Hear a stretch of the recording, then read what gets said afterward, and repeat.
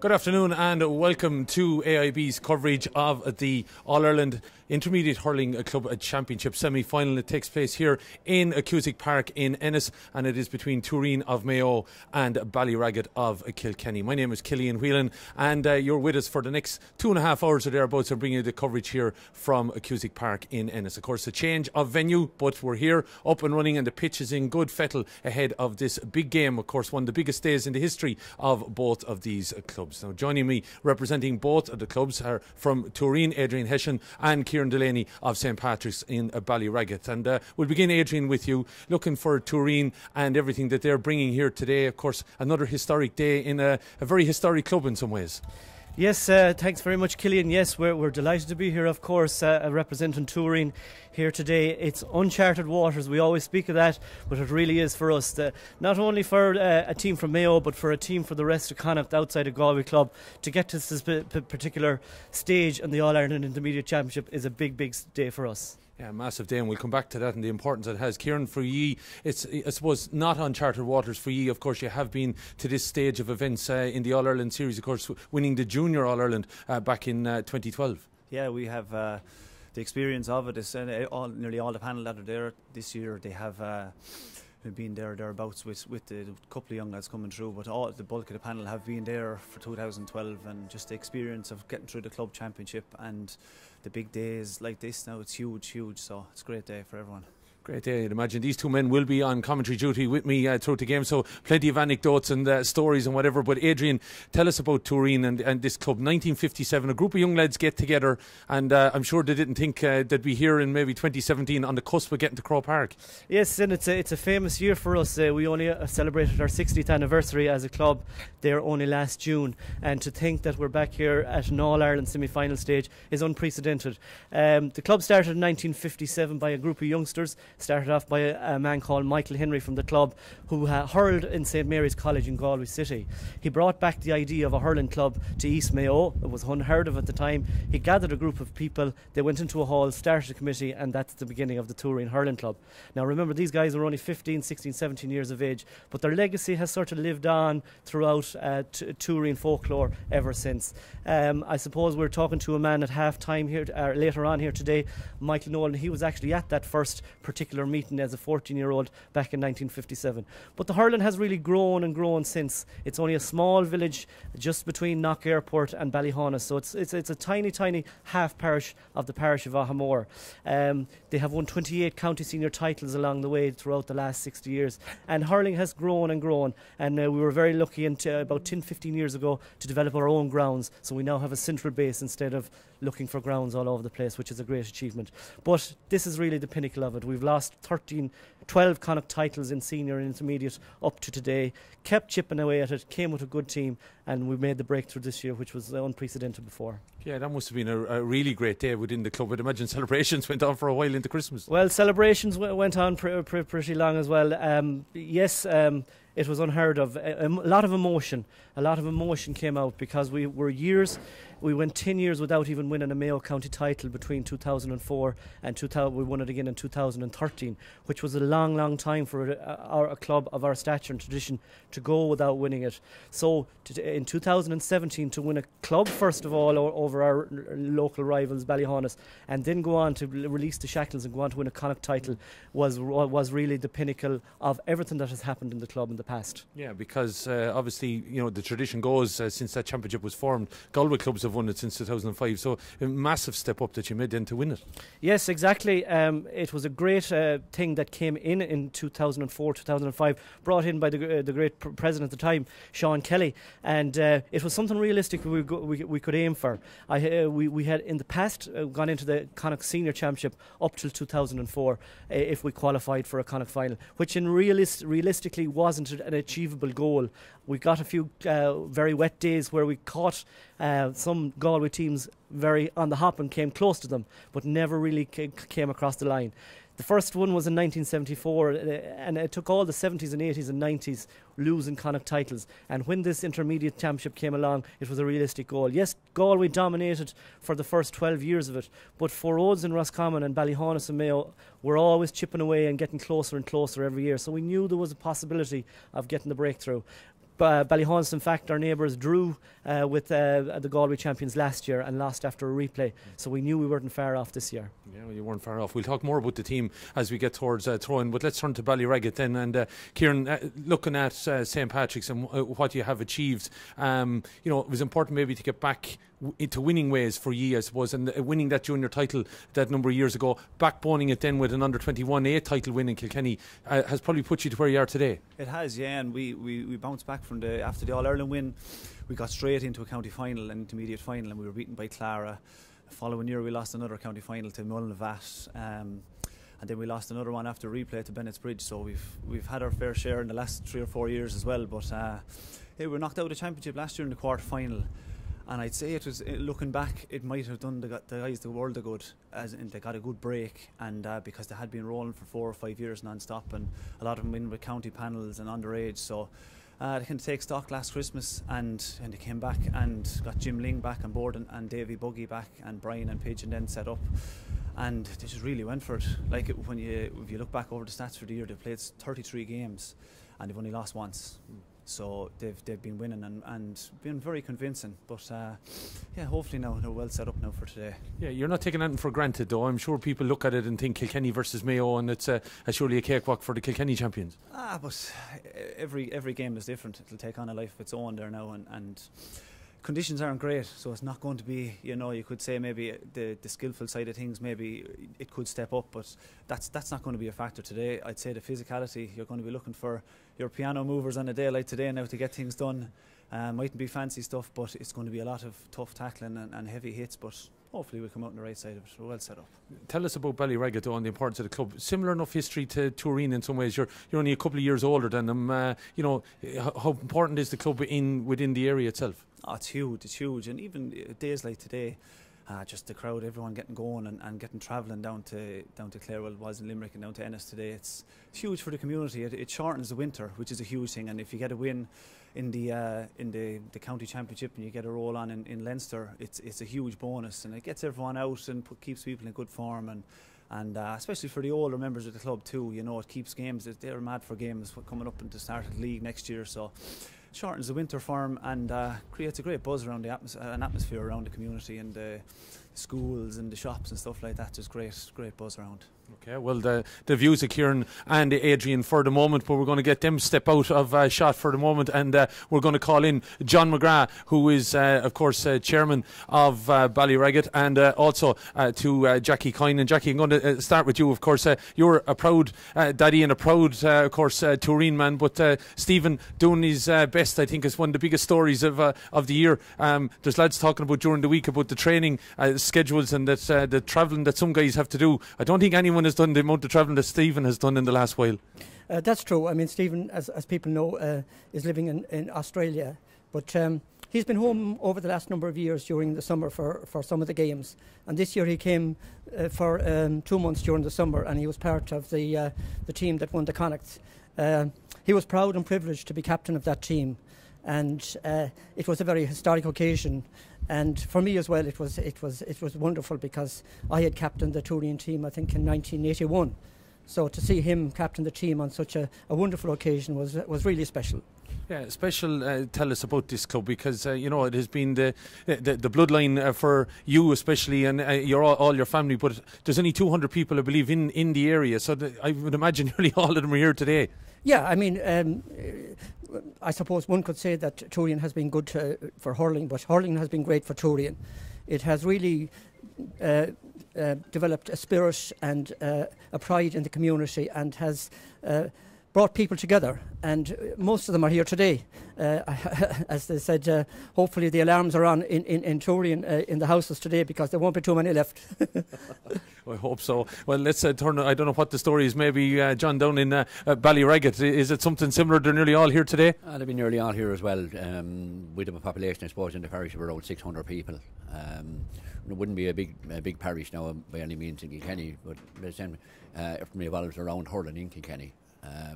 There's no family in the parish that wouldn't be some way involved in it, either hurling or playing football or helping out with the club in general. You're in that little pocket, of course, in North Kilkenny, not too far from the Laois border. So kind of sticking to the Kilkenny values up there. When you're on a border, you have to fight for them, sure. You have to fight for it, right? But they tell you out our way that half our parish is in Laois anyway, which it would be a Laois address to it. But we're right on the border, like we're only 5 miles out of Dora, so we're wrapped around by Abbey Leaks. We're nearly bordering Tipperary as well. But it's sort of a pocket of North Kilkenny that is traditionally strong in hurling anyway, and we'd always knocking on the door like and fighting, trying to get up a bit higher. Tell us about the club as it is now in 2017, 2018, where you are as regards membership and maybe underage. How are things going there? It was underage level last year. We won the minor C. Competing under 21s there. We were beaten after in the quarter final of the championship. We will be competing at under 14, 16. We really started last training at under 6. Work from there up. Like with membership of around 150 members, that's what we would have. That would be the main club, and probably there could be 60 or 70 in the board and oak stage. That would be including all the units from 6 upwards, like, you know. Obviously, Getting to see their heroes then, the lads in the club that are appearing at an All-Ireland stage, bodes well for the future again. Yeah, well, if you go to any Kilkenny matches, you see lads looking for the signature, or Jackie Tyrrell or Henry Shefflin or the rest, and when you come to BallyRagget, they're all looking for Kevin Kelly or Joe Brennan or Michael Brennan. They all have their favourites. They're all stars to them now, like, you know. Like, especially there after the county final, Leinster final. We won the junior A this year as well, so we went to the school, around to the schools at all the cups. We had 5 cups going around to them between league and championship, so that spurs it on as well, like, you know. Nearly every young lad you see here from BallyRagget, they'll be wearing a BallyRagget top. They're just gone into it now the same as at county level, that all young lads want to be wearing their county shirt, but in BallyRagget they all want to wear the BallyRagget shirt. Simple as that. Well, that's good to see. You were on my route on the way down, and I saw plenty of BallyRagget supporters on that way. Tooreen, I'm sure there's plenty of colour. I see you have the bobble hats on, they're all the rage and everything like that. I'm sure everyone in Tooreen must have one. Yes, we had last Saturday we had to get together, and it was great to see so many people come out. And all the players were there, and you know, the people appreciated the fact that the players came out and met the people and mixed with them. And there's a great buzz in the area, and it has done marvellous for the community itself. It's a wonderful thing. And you know, when you think of Kilkenny, you know, we know where they have been for the last number of years. We know the success they've had. Today is a day you kind of dream of, and to be here playing, you know, one of the best teams Kilkenny is really special. Tell us about Tooreen though, where, you know, again, the locality of where you are, not far from Ballyhaunis, on the border of Roscommon. I do know that on the other occasion you've stepped into Galway maybe for a few challenge matches, whatever, probably to, I'm sure, keep your standards high or whatever. You know, the importance of the pocket of fighting for the game of hurling in that area, how important is it? It's very important, and you know, for a small community, it shows what can be done if people are willing to do the work, and hopefully it'll be an example for other areas where they're promoting hurling as well.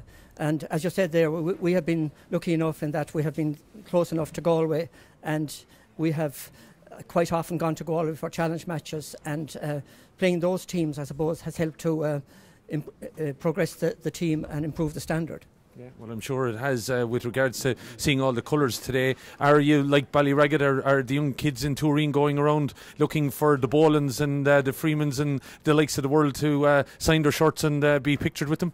Yeah, I mean, after we won the Connacht final, the lads all came back to Tooreen, and it was great to see young and old were out. And as you said there, all the young lads were looking for the autographs, and you know, they have heroes now within their own community that they can look up to, and hopefully that in some way will inspire them in the years ahead to do the same.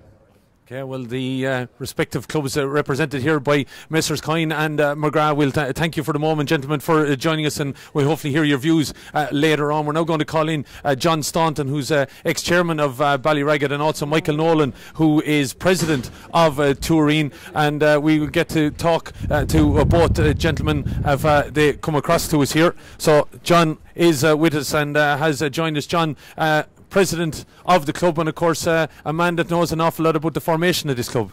That's true. I was there right at the start. Delighted to be here today, and it's an exciting day for our community as well as for our team, because we're a very small community, and I think most of them will be here with us today. We started in 1957, just a group of teenagers. We knew nothing whatsoever about hurling. We had no televisions or anything at the time, so all we depended on was what we heard from Michael O'Hare on television on match days. So Fill us in a little bit about the story, though, that goes that I think one of your mates goes away to school and comes back with this whole idea that you should play hurling. That's right. Michael Henry, a friend of mine, as a young boy, he was recruited by the Christian Brothers, and he spent some time in Dublin, in a school in Dublin. I just don't know the name off by heart, but he didn't stay too long there. He was just over a year or so. But while there, he found that hurling was lovely. He had never played it before, but he tried it. So when he came back to live in Tooreen again, he convinced the rest of us to start hurling. So we knew nothing about it, but we started it, and it took root, and it's gone from strength to strength, because it's a football county. They're football fanatics, and from our area we had some very prominent footballers. We had Sean Flanagan. He was captain of the Mayo team, the winning All Ireland in 50-51. He was from Tooreen. We had Sean Frayne and Michael Caulfield. They were both county hurlers. So there was no mention of county footballers. There was no mention of hurling until we started it. So it took off from there.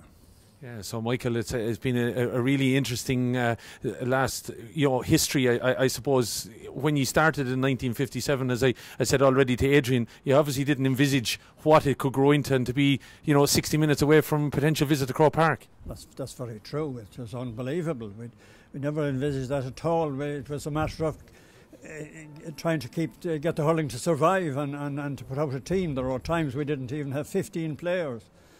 We had to rely on maybe the driver of the car at times to make up the 15, but it took off from there. We've had some very good years and some very good teams. Now, we had highs and lows, but this present team, I think, is a very exciting team. We're going into the unknown here. We don't know what the standard is going to be like. The only thing we're depending on is that they did well in Connacht and they beat the Galway champions. So that gives us some hope that maybe we might be able to keep up with the Kilkenny lads. Yeah, some hope indeed. You have a fine history. We're just looking at the referee Rory McGann coming out onto the field. John, we're going to turn to you. In some ways, you're not too indifferent to Tooreen. I know they're maybe in a little pocket of Mayo that hurling wouldn't frequent. Maybe some people would feel on this island. You're from a county rich in hurling heritage, but BallyRagget, I suppose you had to fight your corner as well in the little pocket that you're in to keep the game going. I mean, in any part of Kilkenny, you have to fight your corner. There's nothing taken for granted down there, and I don't think we'll be taking Tooreen for granted here today. I mean, it's no different than say BallyRagget entered into an intermediate football semi-final here today. They're here on merit. We're here on merit, and we're taking absolutely nothing for granted out here today. I mean, this is going to be a very tough physical team. They're strong. I was actually commenting to one of the lads here in the background about the wind and the stuff out here, and he says this is the tropics for Mayo. So I tell you, we're going to get a little tougher. But I mean, sport is sport. Sport takes its own turns in life. I suppose last year, I mean, we were all rooting for Mayo in the All-Ireland football final, but today I can tell you we're hoping the curse stays with Mayo and that we get one more out, So, yeah. Looking at BallyRagget and the development, and I mentioned it to Kieran earlier on, just as regards what you've achieved maybe since the turn of the century, and you seem to have a healthy underage structure coming along to backbone then these pushes towards making it to senior level and keeping the step there. Yeah, well, look, we have a great structure. We're phenomenally lucky with the mentors, with the people we have in BallyRagget. We have a great group of people, but I mean, in today's society too, we're losing a lot of our youth to different. We have the rugby, we have soccer, we have other sports and disciplines which has taken its toll on all GA communities, especially in the rural environments. Whereas you get into Kilkenny City and they have at an underage level they have 2 and 3 teams at every level. Whereas we are trying to field that one team, and I suppose it's no different with Tooreen in Mayo.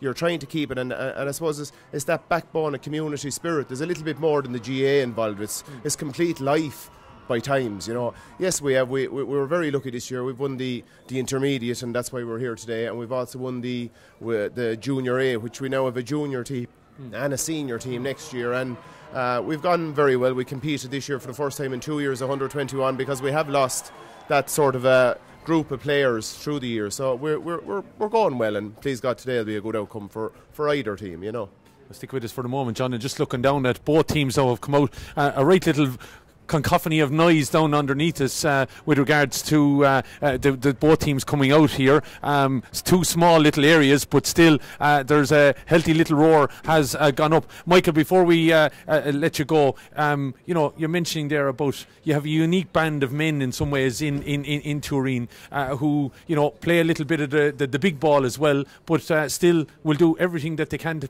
keep everything going with the small ball. Well, that's very true. For the first 10 years or so, it was all hurling. We wouldn't allow football in Tooreen, even though it was a football area before that. But since then, we have lads playing football and hurling. They're dual players, and we have a number of dual players on this team now that play football as well as hurling. But our main emphasis is hurling. We just want to promote hurling. It's a football county, but we're doing our little bit to promote hurling in it. So we've been successful so far because we're only a small community between 200 and 300 people, and it was unheard of, as I said before that. But we're doing our bit to keep hurling alive in Mayo.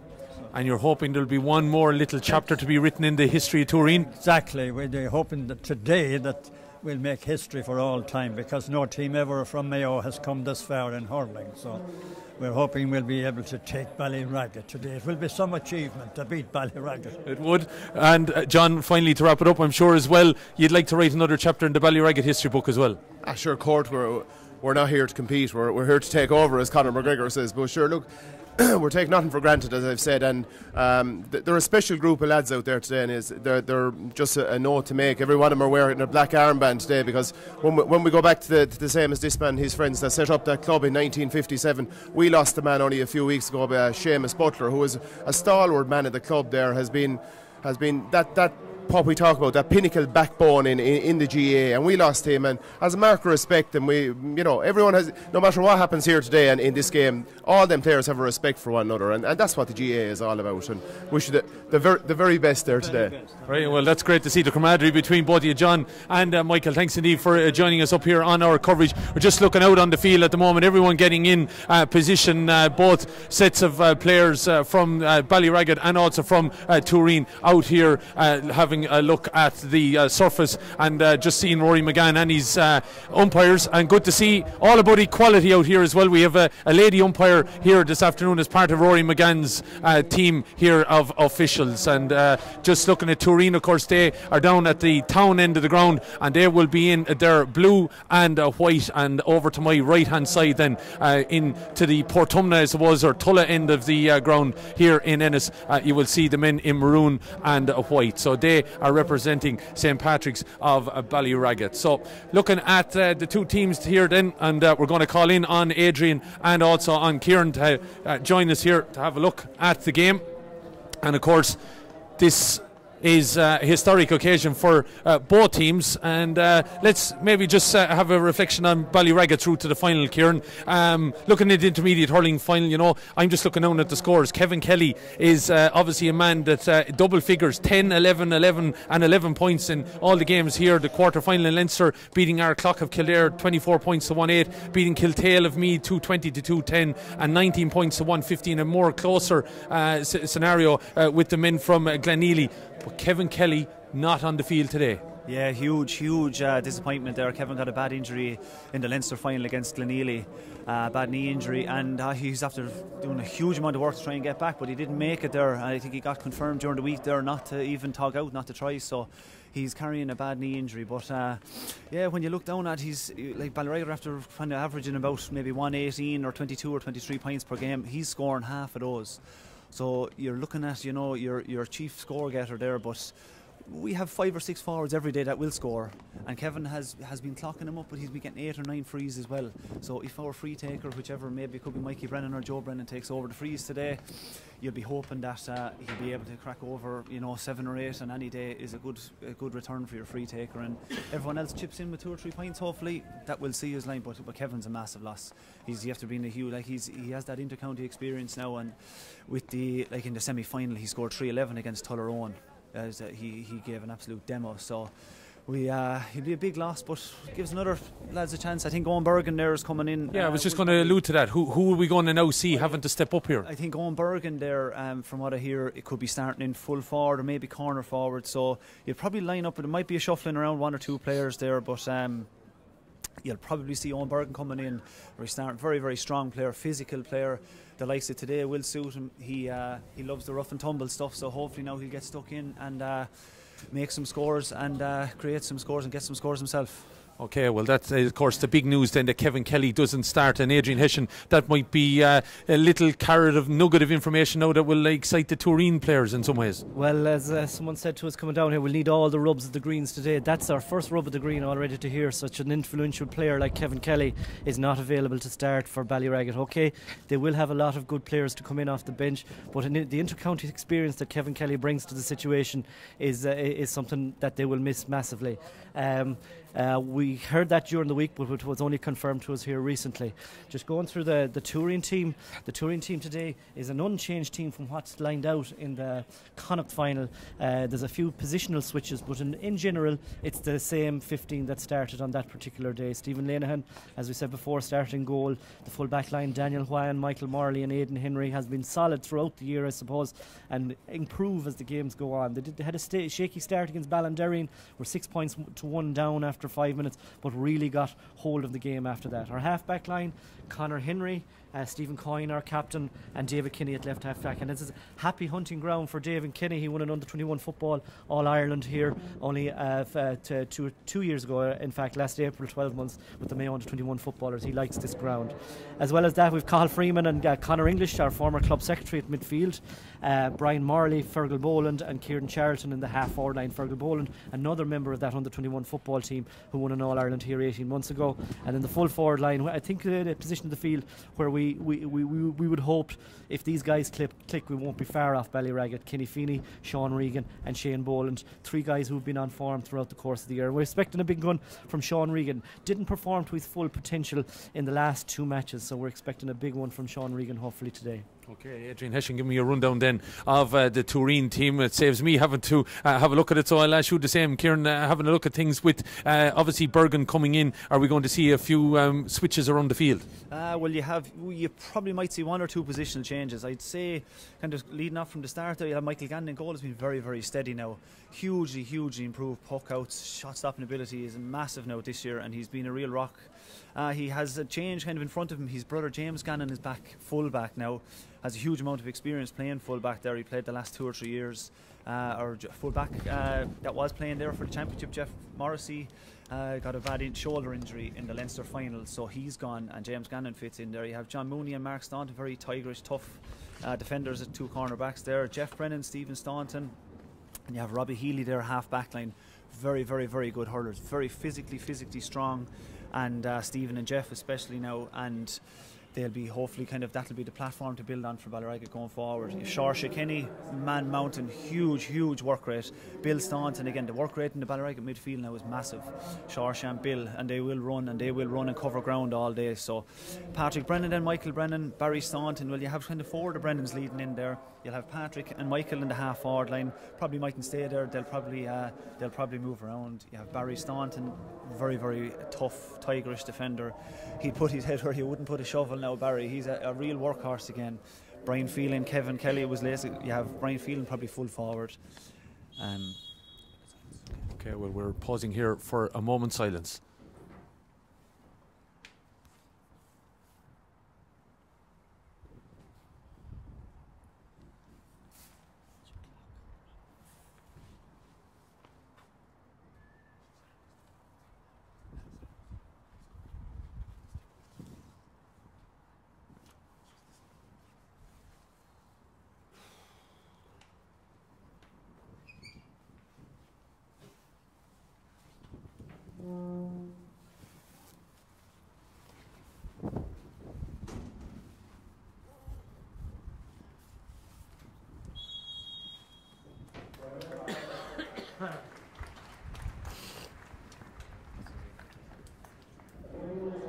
We may remain then upstanding and respectful of our national anthem here for the AIB GA Hurling All-Ireland Intermediate Club Championship semi-final.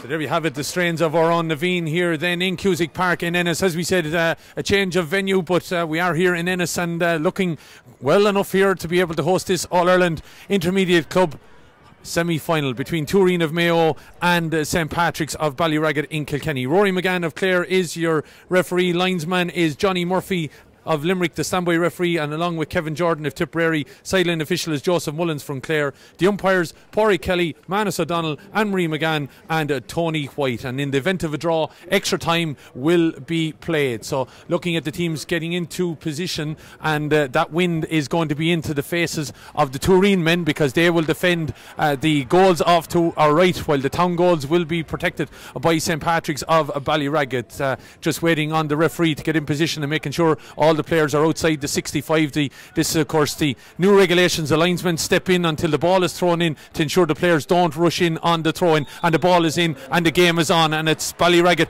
they get the first opportunity to move forward with Bill Staunton. Flicks it inside, strong run from Michael Brennan. Brennan still going through, early shot, driving it in, and has to be flicked off the goalie's hurl, and he's got to keep his eye on it there as Stephen Lenihan, and that ball has been knocked out for a 65, and it was a quick fire move there straight from the off. They seem fired up, Kieran, to make an early mark here. Yeah, Bill Staunton there picked up the first one, flew through, laid it off to Mikey. Probably should have stuck it over the bar, but he'll have a second crack at it now with the 65 hopefully. Okay, so with that breeze there behind him, an opportunity to settle the early nerves, and the ball eventually being poked back out here, and getting in line then for Michael Brennan, who knows where the posts are, has been able to contribute anywhere between 2 to 5 points throughout the championship for BallyRagget. Of course, coming into this game, having played over 30 games and only defeated in one. Tooreen undefeated through 2017 and 2018 so far anyway, as Brennan steps down over this and floats it high and over the bar, and that's a good score from that 65. And Kieran, maybe the perfect start in some ways. Perfect start, yeah. Well, they have the breeze. There's a very, very, very strong breeze kind of flowing down now into the right hand side, so BallyRagget have it. They'll have to make use of it now, so to keep that ball down here as much as possible. Another great catch out of Barry Staunton as well there now. So Lenihan getting that puck out, and it was broken down though by BallyRagget, and Michael Brennan getting into it and knocking the ball forward, but it looks like it's going to be a Tooreen ball.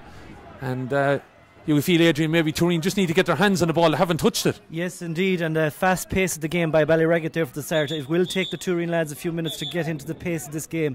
They have played a few challenges over Christmas, but this is a higher step up again. Notable there, the first touch for Stephen Lenihan, the goal. It could have been dangerous, but he dealt with it very well, I thought, for first touch of the game.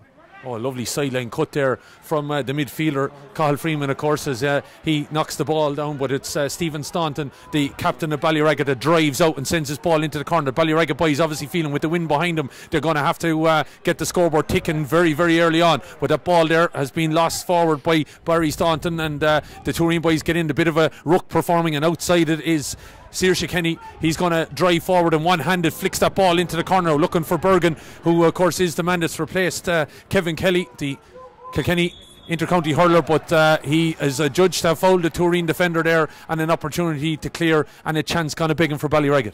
Yeah, good work there out of Saoirse again in the middle of the field. They seem to be on top in the middle of the field.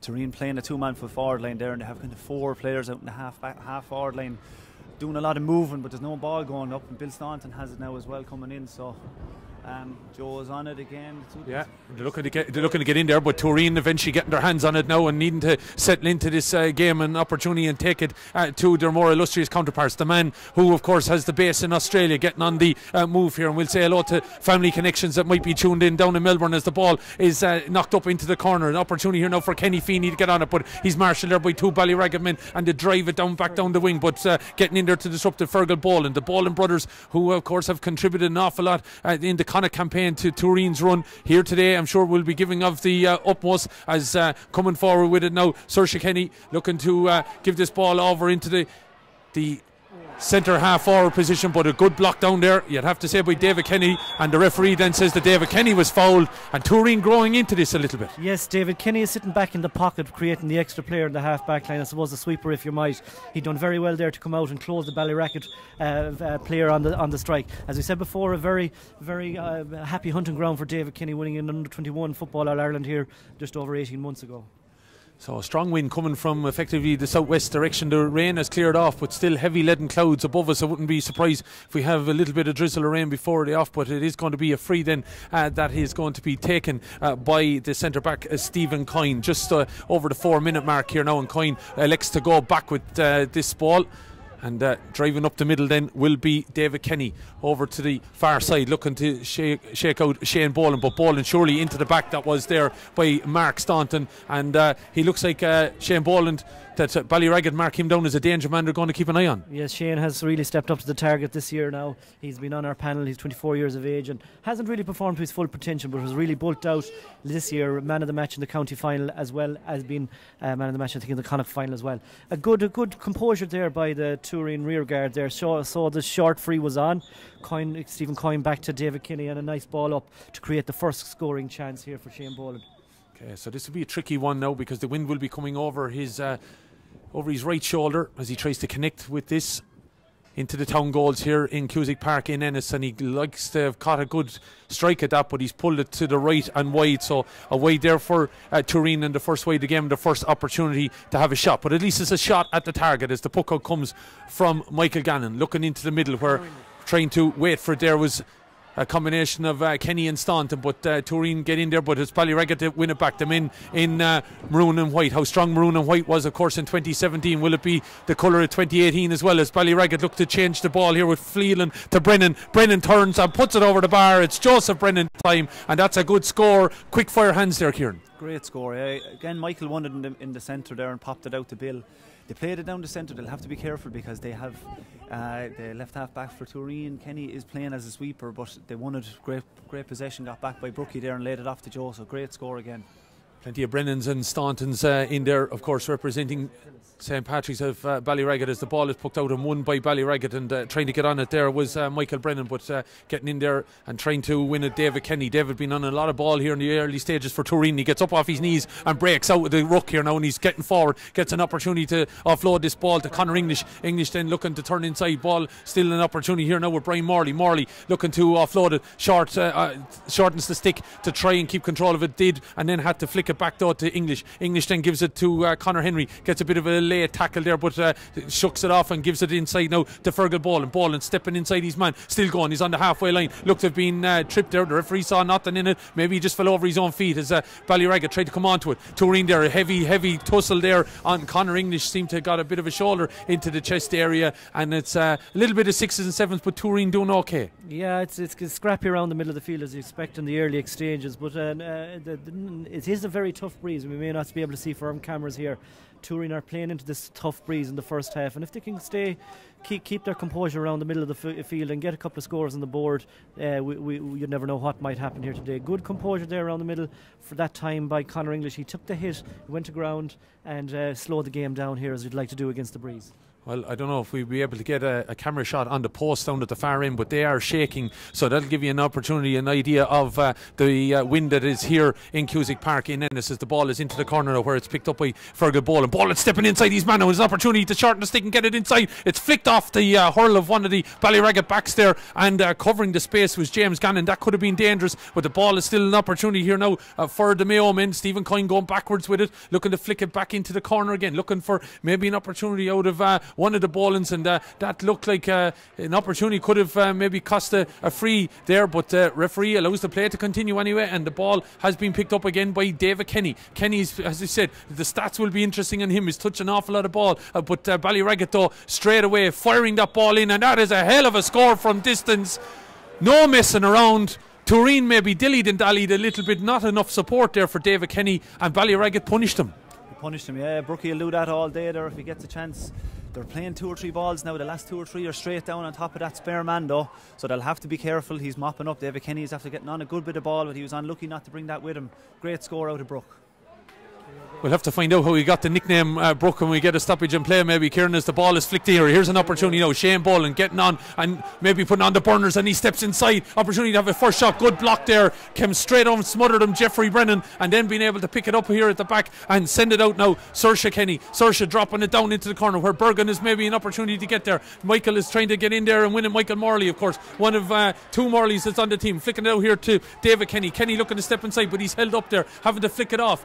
fallen to the ground, got a touch on it, but it's BallyRagget are swarming all over him at the moment now. BallyRagget looking to flick this ball over the bar. It was done so nonchalantly there by Michael Brennan, but it come off the post and the goalkeeper is able to flick this ball out. Opportunity for Tooreen to come up the far side of the field now. Ball drops out of the grass, but still chance for Freeman to send it on here now to Fergal Boland. Boland stepping inside Kenny, looking inside, shot of anger from Cathal Freeman, a long distance effort. Has he put it though to the right and wide? 2 shots at the post now for Tooreen, and it's 2 wides on that side. Could have done something with that. Yes, indeed. Cathal, great striker of the ball, but unfortunately that's right, tail to the right and wide. Opportunity now, BallyRagget straight away getting this puck out was Michael Gannon down into the corner looking for Owen Bergen. Bergen looking to step inside. Has he a shot at the post? Is it coming around the post enough? The far side, the umpire says yes it has. Cracking score from Owen Bergen, and proven that, well, Kelly might be out, but he's able to take the scores too. Yeah, he's a great start from two, and it'll build his confidence as well.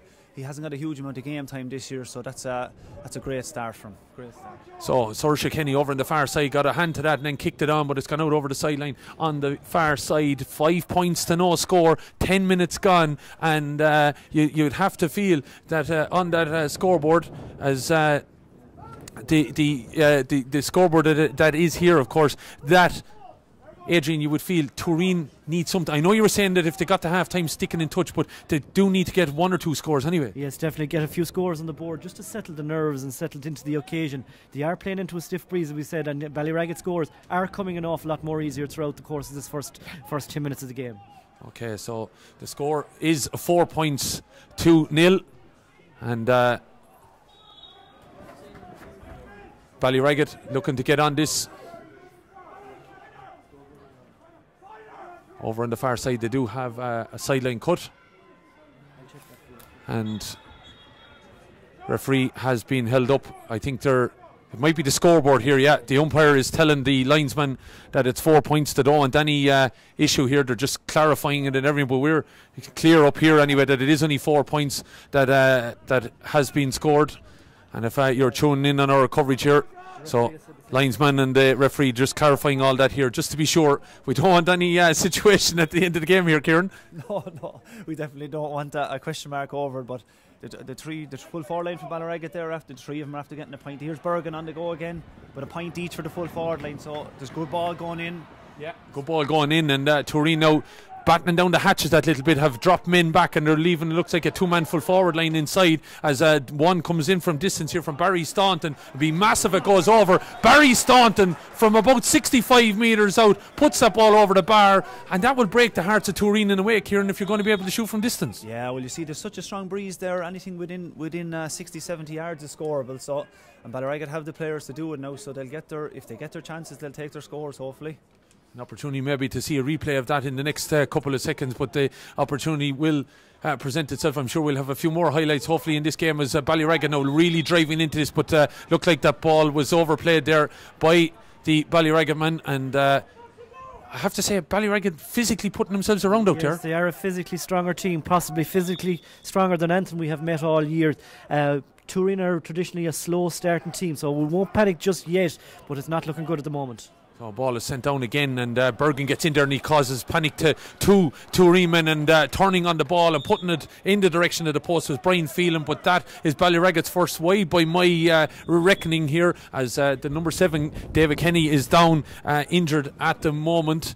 And just looking at it, scoreboard here on the ground still hasn't been corrected, but it is 5 points to no score, and we see David Kenny being looked at, and here's an opportunity to have another look at this fine effort from Barry Staunton, sent on its way, catching it on the wind, and lovely flight it towards the right hand upright and over the bar. Kieran, you know, some of these guys, they're just letting the hurl do the work a little bit. You know, some of these points they didn't have to put a huge amount of effort into them. They're allowing the wind to help as well. Yeah, that's it, and anywhere within 60-70 yards is a scoreable chance, but I see Tooreen are carrying the ball a lot. When BallyRagget are getting it, they're just releasing it quickly, getting that ball in. That's what it's all about. Quick ball into your forwards, keep them moving inside, and it's working so far anyway. Working so far as Tooreen tried to get on this ball now with Kieran Charlton and getting in there as well, trying to disrupt matters. BallyRagget though are all over Tooreen here at the moment.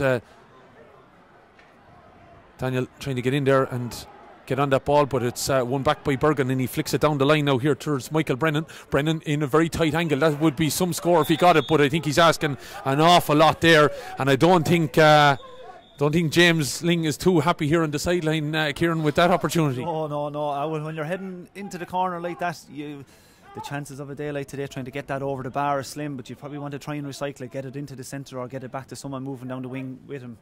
But yeah, he should want to take those chances now. I know we're a few points ahead, but you don't want to rule those chances come the end of the game. Well, anyway, as it turned out, advantage was being played, so the referee had spotted something, so it's been called back here then, and Cusack Park in Ennis nearly goes to a deathly silence as Michael Brennan has this opportunity then, about metre and a half in from the sideline, and on the 45 then, heading towards the left hand upright, I would imagine, but it's very tight to the right hand one, and that looks wide from my angle anyway, and it is missed opportunity after everything getting the opportunity, second chance at the post in a way. Yeah, he worked very hard now himself to get that and take it on, but yeah, the breeze took that there to the right hand side, so again he'll have to confidence, all about confidence on the freeze, trying to get first one or two, and then you build your confidence and work from there, so hopefully you get the next one.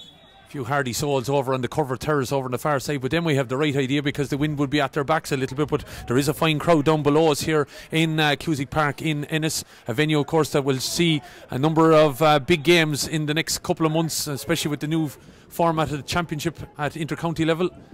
But Cusack Park in Ennis, no fear about this ground being able to be used for this game here today, and in fine fettle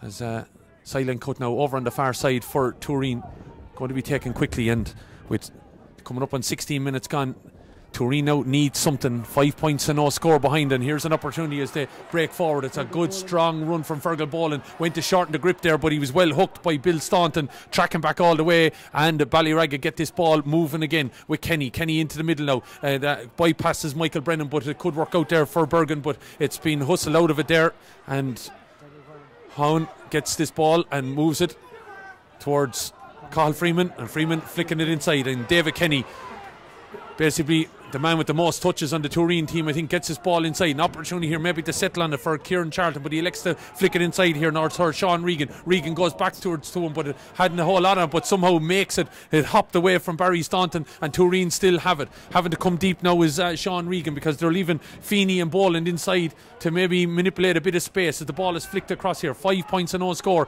It is, as we said on the scoreboard. Now an opportunity here. Brian Morley stepping inside. He's heading towards goal. Morley still going. He's under 13. Could have taken the shot himself, and an opportunity for BallyRagget, but Morley's still in there. He's looking at his hand though. I don't know what, he maybe got a flick on the wrist there as he went to have a shot at that, but chance gone a begging for the moment here for Tooreen. We'll talk about it in a moment with Adrian Hessian. We may be able to call up a replay on it, but the ball is still with Tooreen, trying to get on it now. Charlton looking to step inside, but it's been held up by Robert Healy there on his knees now. Tooreen digging it out, still looked like there was a push in the back there on Fergal Boland, but the referee allowing the play to continue, and in these conditions is electing to let the play continue. But Brian Morley, what a chance, Adrian. Yes, a fine move by Tooreen, very calm and patient in the build-up, but in that situation Brian went through on goal, but unlucky just to get squandered at the last moment. He went through, he took it on his weaker left side in fact, but across came the challenge from BallyRagget just to nip it just in time. Brian seemed to pick up a little bit of an injury along the way. He'll be a big loss if he has to go off Sligo Rovers soccer player in his time as well. Yeah, and he looks like he is coming over here to get attention. The referee has obviously seen a bit of blood, so he must have got a little rapple on the knuckles there as he was going through when an opportunity presented itself. And Kieran, might be a slight little bit of a worry that he got a bit of space inside your defence. Yeah, it's the first kind of a chance that he got to test out James Gannon now, and James, lucky enough, Stevie Staunton tracked back from centre back and got the block in. Probably got a bit of his hand as well in the block, but he did very well to cut across from centre back. But Saoirse Kenny in the middle of the field for BallyRagget, getting on a huge amount of ball. He's really working hard there now, and winning a huge amount of possession there in the middle. Another Kenny is on the Tooreen team, and it's Sean that's in there temporarily for Brian Morley as Tooreen look to come up the far side with David Kenny. And I've mentioned his name so often, and over here on the far side he spots an opportunity to give it to Sean Regan. Didn't have a whole lot of gas in it, and the referee elects to call it back, and That's a bit harsh, I would have thought. Yes, Tooreen coming into it, even though they haven't scored yet, the confidence to spray that ball across the field, but pulled back by referee Rory McGann. We just see that Sean Kinney, who featured in the county final earlier on in the year, David Kinney's brother, has been on, is on as a blood substitution for Brian Morley. It'd be a big loss if Brian Morley had to stay off for the rest of the game. Yeah, we're just looking at the physio, and it looks like a doctor down here having a look at him, and he is wincing in a bit of pain there at the moment, so don't know what that hand injury has done to him, whether he has suffered any little bit of a dislocation or temporarily anyway. Looks like maybe the thumb area might be the problem down underneath us here, but as it remains on the scoreboard, 5 points to no score and over the 19-minute mark. Tooreen coming into it need a score though. Ball is fallen in and around the middle there for Cathal Freeman. Big man, of course, is Freeman, a man with a big ball reputation as well, looking to get forward. The referee says there was a trip on him there, I think, of some kind, and it's going to be an opportunity to have really the more clear-cut shot at the post. Yes, a better angle now for Shane Boland into the teeth of this breeze. He had one there earlier on in the match, but it drifted to the right and wide. This will settle the Tooreen charges. BallyRagget haven't scored now since the 12th minute. We're now in the 19th minute, so they've weathered the storm like they did against Ballinderry in the Connacht final. It's just a case of getting the scores on the board and relaxing into the game. Shot then at the post. Have Tooreen got their first score of this All-Ireland semi-final? They have. Shane Boland gets the point from the 45-metre line. That subsequent free, 5 points to 1. And Adrian, just a quick word, badly needed. Badly needed, as we said. That will steady the lads. As we said in the Connacht final, it took a long time to get the first score, but they're a second-half team from what we've experienced. Just looking down below us here at Brian Morley. In actual fact, he has a cut on just on the back of the finger, on his baby finger, and that's kind of proven impossible to close that finger, so that will be vital if you're trying to catch a slitter. Yes, the way he pulled out of that challenge when he went through on goal, the ball still came back to him, but he was in no position to compete for the ball in the level of pain that he was in at the time. Not like Brian, he'd usually keep using his feet or something to keep going, but the level of an injury that he got pulled him out of the play, so that'll be a big problem if he had to go off injured. Yeah, they're trying to get the blood to stop there at the moment. It's in a tricky little spot on his finger, but opportunity here now for BallyRagget to respond after that point there for Tooreen from Michael Brennan. Has he hit the posts? I don't think he misses them too often. Kieran Delaney, he's put that over the bar. No, great score on Michael again. They're doing great work out the field. Barry Staunton are worried about 3 frees and 3 big kind of maybe silly frees, you could say, body checks, so he'll have to monitor that now, or he could pick up a card shortly. Down here, Paul Hunt is not too happy with that, but I'd have to disagree with him. Looking down at Sean Regan when he caught that ball, he looked to step inside the BallyRagget forward and carry the ball with his left hand out over the line. He may have been out over the line, he could have kept the ball in play, but in actual fact he took it out with his left hand, so it is a sideline cut. They're going to be taken here by Bill Staunton, so 6 points to 1, 21 and a half minutes are there, but it's gone. But that's another wide for BallyRagget, and 3 have been on this side of the field, Kieran, and that can affect confidence a little bit. It can a bit, yeah, and I suppose with a sideline like that it's worth a crack, and Bill usually gets the distance in him, and he's usually well able to score him, but again it's a missed chance. You hope they don't come back upon BallyRagget now again. Just looking down, of course, at Brian Morley here, and they look like they have been successful in stopping the blood on the hand, but still having them wrapped up. And just looking, of course, Adrian, at the back of the jersey, the coloured jersey, they have the nickname Twink, of course, in memory of Adrian. Yes, in memory of our great friend Adrian Freeman, who was fortunately killed in a road traffic accident in Australia in 2010. It's on all jerseys within the club, and they're very popular, and his legacy will live on in the Jersey and Tooreen Hurling Club. And of course now his name on the pitch as well since last June. That's right, we renamed the pitch in the June Bank Holiday weekend, the Adrian Freeman Memorial Park. We also have the Under-14 Féile Cup, is called the Adrian Freeman Cup, and only last night the Mayo News, a local paper down in Mayo, they have an Adrian Freeman Perpetual Cup for outstanding achievement in hurling, and our own clubman Joe Henry, a former Connacht player, received that award last night. So congratulations on behalf of the club to Joe. We also received a special team achievement award of the year. Unfortunately we hadn't many people to go to that. They were all coming here today. We only had 4 representatives over there last night, but it's great to be honoured by our own people within our own county. Kenny Feeney then getting this ball in, looking for maybe the big hand of Sean Regan there. An opportunity then, and the referee foul on Fergal Boland, and Tooreen just slowly but surely maybe getting few little things now heading their direction, and again this is an opportunity here. You'd imagine on the 20-metre line this should be put over the bar by Shane. Yes, we're in the 23rd minute of the game now. We're only 7 minutes from half time, and if this goes over, which I assume it will, we're down to 6 points to 2. There's a lot of scorers on that breeze. We know it will come in the second half. Like BallyRagget started out, well, we know if we can hold it before half time there won't be an awful lot in this. Yeah, so that's gone over the bar there from Shane Boland, and it looks like Brian Morley's day is done and dusted. They're putting a top on him here. I think they just can't ensure that hand, and it's well wrapped up now, that his baby finger on his left hand, so his day is done and dusted. But 6 points to 2 then, and a quick fire shot coming in from BallyRagget. Michael Brennan has pulled it to the left and wide, and this gives confidence out to Tooreen, doesn't it, Kieran? It does, yeah. Another wide again. And Mikey, he was twisting and turning, trying to get out of a tackle there, and probably a bit of a snapshot. If he had to maybe settle himself or probably pop it out to someone outside, might have been a better option. But another wide again. That's 4 or 5 wides now again. So you hope they'll hopefully now, you know, get the radar in, hopefully, and need a score definitely. You know, 24 or 5 minutes gone, and BallyRagget, they need a score badly now just to change the tide a bit. Yeah, a bit of a ruck forms, and it's Tooreen that come out of it. And Adrian did mention that Tooreen are a bit of a slow team to start, are starting to get to grips with things, and somebody maybe from BallyRagget needs to take control out there. As Patrick Brennan maybe has an opportunity to get on this ball, but he's a bit slow getting to it, and Conor Henry goes down it, but well, the ball has been won back somehow by BallyRagget, and another man has gone to the ground for the Tooreen men, and BallyRagget have an opportunity with Patrick Brennan, a very tight angle, firing it in, and another wide for BallyRagget. I think they had no wides in the opening 12, and now all of a sudden they've had 6, I think, now in total in this game, so it is quickly mounting up here, and all of a sudden, Kieran, just not finding maybe the inside forward line. Yeah, no, the half forward line were staying well out at the start of the game, and they were getting the ball in over the top, and now Tooreen have gone away from playing the free man again, but there's a lot of bunches. There's no real pattern to play now at all. It's very scattered, kind of fragmented play, so hopefully they get a bit of structure into it. So opportunity was Tooreen coming out there, but the referee says there was a foul, and there's opportunity here now for Tooreen to clear it. And definitely, Kieran, just looking at again what you mentioned there, I'm just looking at the amount of bunching that's taking place. You know, BallyRagget now slipping into maybe the way Tooreen want them to play. Yeah, you know, getting kind of bottling it up and not allowing the free flowing hurling. But over our side of the field, Killian, there's very little play over here. It seems to be all the far side and down the middle.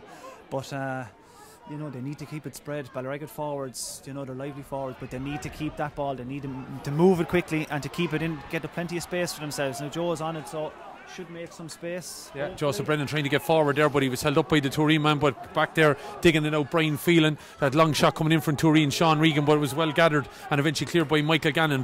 Down the head though of Kenny again. There's numbers here for BallyRagget if they're able to get out of the ruck, but they're struggling to do so. Referee allowing the play to continue, and in fairness to Rory McGann, he has done that here today in allowing the play to try and I suppose in tough enough conditions, the wind out there, I can't fault the conditions of the pitch, but in tough enough conditions he's allowing the play to continue, and Tooreen might have got that ball, but they've lost it, and Bergen could slip it off, but there's 2-3 Tooreen men around him, and it's all of a sudden bunched in there again, but Saoirse Kenny comes in somehow and wins that ball and turns on his right and drives it in and over the bar from Saoirse Kenny.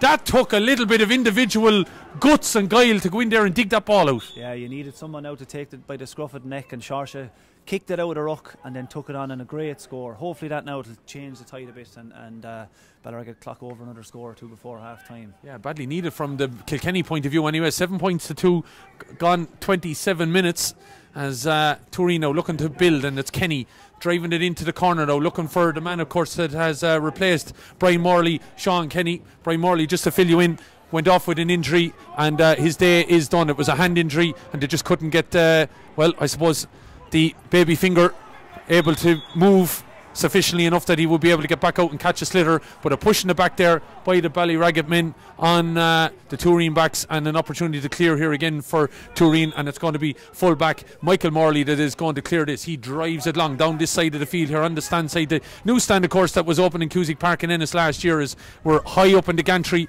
keeping an eye on this lovely view we have, but we are up in the elements as well, a little bit well wrapped up as the ball is knocked down here though, and expecting it to come with him there was Patrick Brennan, but Tooreen drive onto it, and it's going to be flicked up along by Conor Henry down along this side. Kieran was saying that all the play was over on the far side, and in the last, since he said it, it's been all this side. There's the man coming inside from a tight angle, Sean Kenny dropping it in, but BallyRagget backs there holding on to it. Surely a pull of the jersey there on John Mooney, and Mooney held on. The free out comes the referee, and well, as the time counts down, what are you thinking, Adrian, with a minute and a half or thereabouts to go? We're happy enough in this situation, to tell you the truth. 7 points to 2 playing against the Gale Sports. I mean, we always said if you stay within 7 points playing against a strong breeze, don't concede any goal, you're in a good situation. We're in the 29th minute of the game.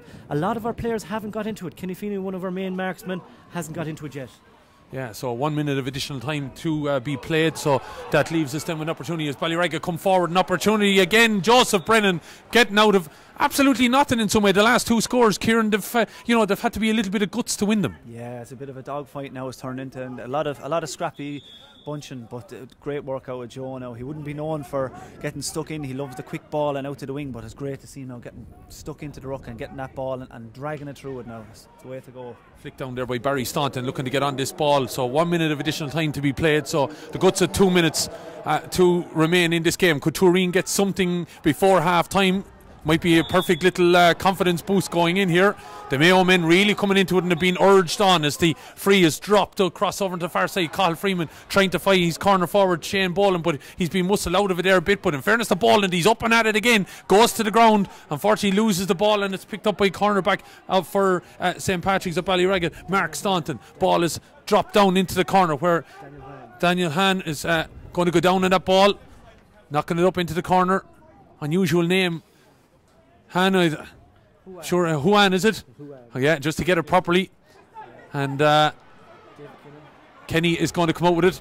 Might have to find out where that name is from. Is dropping the ball over on this side now to Fergal Boland, and he gives it further on now to Cathal Freeman. Freeman stepping inside his man. Big man looks to have the shot, but it's well tracked there and blocked away again, and Tooreen have to come again at it. 65 metres out. Stepping inside now, Sean Regan. Regan blocked down again. Telegraphed it a little bit and looking to come away with a Robert Healy. Healy went offloaded and he was fouled there, and I think the Tooreen man, he was just a little bit perplexed that they had lost possession so easily, Adrian. That's it, Jeff.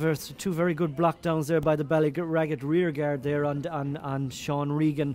The Tooreen attackers not getting their shot away as easy to do within Connacht, and they just took BallyRagget showing their little bit of guile in the tight, the way they're able to take the ball. But look, a long way to go, and we're happy enough with this situation so far. Yellow card there for David Kenny, who to me has been Tooreen's standout man of this first half. Been on an awful lot of possession, 8 points to 2, and I'd say the referee may allow this opportunity here for a shot at the goals, and from distance that it is, Michael Brennan knows how to hit them, but he's in his own half. He's about 70 metres out from his own goal. So last chance of the half, I would imagine. Could this put the men from Kilkenny 7 in front? The Tooreen man looks very close, but the referee is quite happy and the linesman is quite happy with it. Although they're just making an eye on what's going to happen out of this. It looks like it's tailing well wide, and it is out to the right and wide. He had the distance, just not the accuracy on that one, and it remains 8 points to 2. So puck out to come, but I think the referee Rory McGann is looking for the slitter, and that he is. So 8 points to 2 here in Cusack Park in Ennis in this AIB Club All-Ireland Intermediate Hurling Championship semi-final between BallyRagget of Kilkenny, who are 8 points, Tooreen of Mayo that are 2, and Kieran, BallyRagget opening quarter looked like they were going to run away with it. Yeah, we're kind of renowned as being very good, quick out of the blocks, and we got a great start and got a few points on the board, but Tooreen kind of got their probably momentum going a bit there halfway through or midway through the first half, but BallyRagget finished strong. I think they got the last score or two, and they got a few blocks, a few turnovers there at the end, and Robbie Healy got fouled, so that's it's a good push now for the last few minutes. So hopefully they can settle themselves at half time and probably try and get a bit more shape to the team and try and get that ball in a little bit quicker into the full forward line. Yeah, so we'll be talking a little bit more with the lads here. We'll just get Adrian and Kieran to come with me so we can just ultimately talk about that. And, Adrian, I'd imagine, the management team, Paul Hunt, of course, Tooreen, not going to be too unhappy going in there. No, as I said during the commentary, not too happy. We always said 7 points, 8 points is the target where you want to be playing against the breeze to keep it down below that. They've done that. They've got the first part of the job done, playing against this very, very stiff breeze. Maybe it can't be seen too well on camera, but the way that it is difficult to score into that breeze, and it will be to do so in the second half. Yes, Tooreen were lucky to get 2 scores from frees in the first half, both from Shane Boland, but we'll be expecting to get a few from play throughout the course of the second half. But BallyRagget, as we know, the way they're able to pop them over there, they will be gung-ho for the second half as well. Yeah, gung-ho. Kieran, just what would you be disappointed with? As we said, that opening quarter going so well, and is it the fact in some ways that you're now maybe playing the Tooreen game rather than your own? Yeah, it's have to turn into kind of less of a free-flowing game. It's more kind of dogged and a lot of rucks and stuff like that. But 6 or 7 wides there, that's the worry. But you're into a breeze, and that breeze is swirling a bit, so it can be hard to kind of judge maybe some of the frees with Michael and that. So hopefully, but they can't let that in the second half. They'll definitely have to push on. They'll have to make sure that they're making sure they get their scores, because that breeze there, they might not get a huge amount of opportunities, and if they do get a chance, definitely the goalkeepers on either side haven't been tested, so if they do get a chance, they'll have to punish them. But hopefully, the 6 wides and then 3 or 4 frees in the middle of the field, silly frees, work on the 2 of those things at half time, and hopefully I'd say maybe second half should be a bit better for them, hopefully. Yeah, I don't know if we'd be able to pull up maybe that opportunity, but Brian Morley suffered an injury out of it. It was probably the most clear-cut chance in a way of a goal-scoring opportunity. Yes, a good goal-scoring chance. He has serious pace to get around the defenders, but I suppose it was a double whammy in that fact that he didn't get his strike away to get the finish on goal, and also at the same time picked up an injury which took him out of the game. Lovely cross there, I think it was Shorsha there in the middle, got a lovely touch just to flick the ball away. Maybe got a bit of his little finger at the same process, but that's all happens in the course of the game. But disappointing for Brian. He's put in a big effort all year. He's been a major contribution to our attack since joining the panel this year after a few years away from hurling, and disappointed for him and his family that he won't be able to take the second half.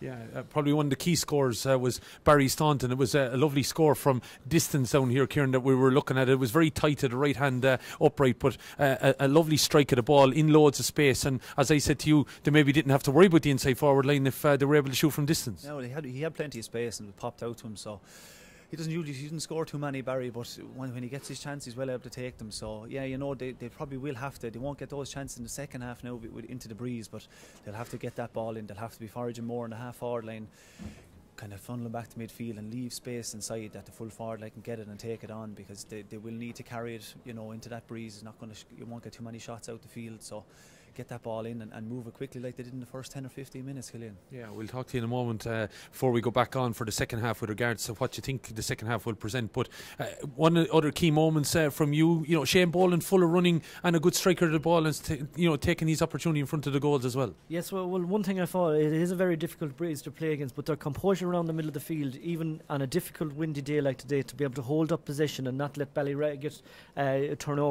take the ball off them too handy.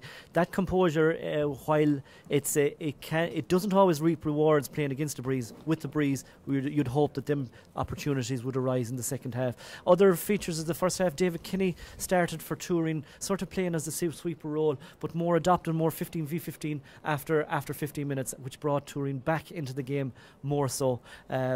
Hopefully the same again in the second half, please God, and we'll be in the shake-up. We always said it in this team, if they can stay within touching distance within 10 minutes of the game, they have a serious engine for the last 10 minutes of the game. Yeah, we'll see what the views then of Kieran and Adrian Hession are with regards to the second half. But we're joined by 2 men now who, there's no doubt about it, have 2 surnames that are very strong in their respective counties. I would think Tom Phelan is an ex-selector with BallyRagget, and Johnny Conan is a former chairman and player with Tooreen. Would you like to be out there? I'd love to be out there. I'm not sure playing against that wind, but I'd like to be there. But it's difficult, I suppose, to know just how big a factor it is. It seemed to be a big factor. It seemed to be a big factor when the boys were striking the ball from the hand. I suppose 6 points down, we might have taken that at the beginning against that wind. But still, I'd prefer to be 6 points ahead. Yeah, there's no doubt about it. Would you be impressed maybe, I know Adrian was saying on commentary, Tooreen seemed to, over the time and over maybe this year's slow starters in the game, they have grown into it. Yeah, we've always come strong in the latter stages of the game. We're hoping that'll happen again today. But one thing, they'll never give up. The lads have serious level of fitness. And I think they put in some great tackling there. I think it was very, very difficult. BallyRagget were very, very accurate. You know, okay, they had maybe a couple of wides as well. They could be further ahead, but generally they were very accurate. And I think our tackling was very good without giving a load of frees away. So we still be confident, yeah. Looking at it from a BallyRagget point of view, you know, you started so well, even in the opening seconds, having a shot straight off from the throw-in. Yes, we got it was slow starting, but like once we got going, like we got a couple of points there fairly quick, and then we went sort of back, went over it again, and like then Tooreen got a free, and like sort of got a small bit nervous, but we should be further ahead. Like, and we're just taking a couple of snapshots, and that, like, you know, like all I'd say, playing with the wind, it gets into your head that, like, playing with the wind, you have to, you know what I mean, get a heap of scores, and like it gets in lads' heads, you know what I mean, like, and sometimes again the wind, you get as much, you know what I mean, just settle down, like you know, you say when you get the wind, go, like, get as much as you can, but it doesn't always work out like that. What would disappoint you maybe from those last maybe 10 minutes is really where, you know, you've struggled to get to grips maybe around the half forward line? Yeah, but we haven't took the wrong options. Like, we got a line ball here, like, you know, and it went wide, like, and then we got a free here. We're just not taking the right options, you know what I mean? It's a panic, like, as I say, when it has a with the wind, you just think to shoot, and it won't always work out. You know what I mean? The short ball might even work out as much, you know what I mean? Like, as I say, you play in the wind, you could even get as much scores, you know what I mean? It's not, it gets into people's heads that you have to go mad with the wind. You know, it's not always the way. You know. I know you got off to such a good start, but I think maybe you've learned a lot about Tooreen in the last 10 minutes that you can't take them for granted now. No, Tooreen seem to like to carry the ball. They like to hand pass it, walk it up the field. You know what I mean? And that, if they get in the second half with that attitude, like, you know what I mean, they could snatch a goal. You know what I mean? So we'll have to be. You know what I mean? We'll have to be very, very cautious now. You know what I mean? And you know what I mean? Whether the Storm, like, you're going to probably looking at a sweeper system now, and you know what I mean? The game is going to change now. You know what I mean?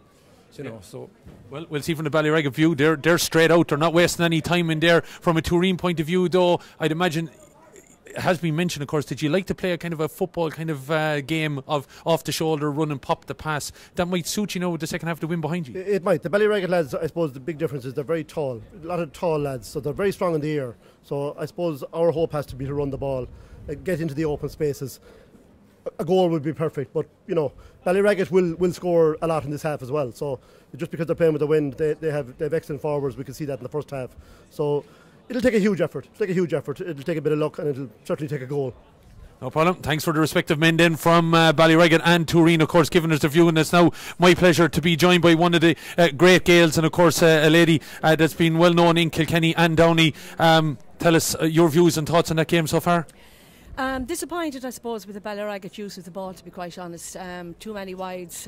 We've given away 10 frees in the first half, and that's not going to be good enough in the second half, to be quite honest, with that breeze that they're facing now. Looking at it tactically, what would you think maybe the management team are saying to the BallyRagget lads in there? Well, they have better use of the ball, and the inside full forward line really have to make that ball stick. Brooke is really working hard. I want to see more out of Owen Bergen and probably Paddy Brennan. Yeah. And for yourself, the importance of the club action and everything. I know County has been so kind to you over the years, both as a player and now as a manager, but how important is the club to you? Well, to me the club is everything, you know. I was delighted with all the activity that we had with St. Paul's and Lisdowney playing for club, and you just can't beat it. You know, it's great to win senior All-Ireland medals, but it's the ones that you win with your club that really you remember, to be quite honest. Looking at it all here today now, these guys chasing down an opportunity to get to Croke Park. If you were giving words of advice now to the BallyRagget or the Tooreen guys, let's be equal on both sides, what would you be saying to them now with 30 minutes to go? Well, look, to the BallyRagget lads, I'd say again, you know, stop panicking, you know, get the ball in your hand, have a look and try and give a good pass, you know. 50-50 ball to a player, or you know, carry the ball maybe and spray it out to the wings. We started great in the first 5 to 10 minutes, but that all went to pot then after that. They had plenty of space inside, but the delivery of the ball wasn't good. Okay, Anne Downey, thanks indeed for joining us here today. 12 All-Ireland medal winner, of course, and a lady that has captained the county on many occasions, and now managing, of course, the Kilkenny Camogie team here, of course, this year, after obviously winning an All-Ireland in the last couple of years. But we're going to be talking to Adrian and Kieran again in preparation for the action as we look at both teams getting ready maybe to come out, with Tooreen taking their time as we look at BallyRagget out on the field, not wasting any opportunities. We look at some of the highlights of that first half being thrown here.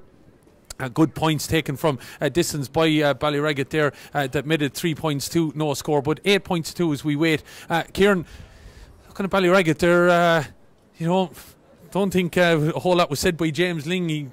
I'm sure It was a man of few words. I don't know if he is, but he didn't say too many at half time. No, they're out very early, but yeah, I'd say it was literally the free count and make the ball stick inside, as Anne said, in the full forward line. Just cut down the frees, get the ball into hand and move it quickly. They got caught once or twice, ball in possession, and then kind of lost possession then. So if they try and hold on to possession, move it quickly. But BallyRagget are well capable. These BallyRagget lads, you know, they're well able to match whatever any team has thrown at them this year. And you know, our Tooreen will definitely give their best. They'll throw everything at them in the second half, but hopefully BallyRagget will come through. Big test now into the breeze as well. So okay, a big test into the breeze as well. Adrian Hessian, quickly, what would you think would have been said at half time for these boys now for the second half from Tooreen? Well, Paul Hunt would have been driving into them the work rate. Kieran spoke about it earlier. The work rate is probably has to be stronger. The skill level wouldn't be as high as BallyRagget, so the work rate has to come up. Keep that going, keep playing the way they do, finish strong like they did in the Connacht final, and you never know what could happen. Just notable here, it's I think 14-1 the draw at the start of the day today. We could be here a while, lads, if it goes to a draw. 14-1. I wonder did the boys in Tooreen in some places take that.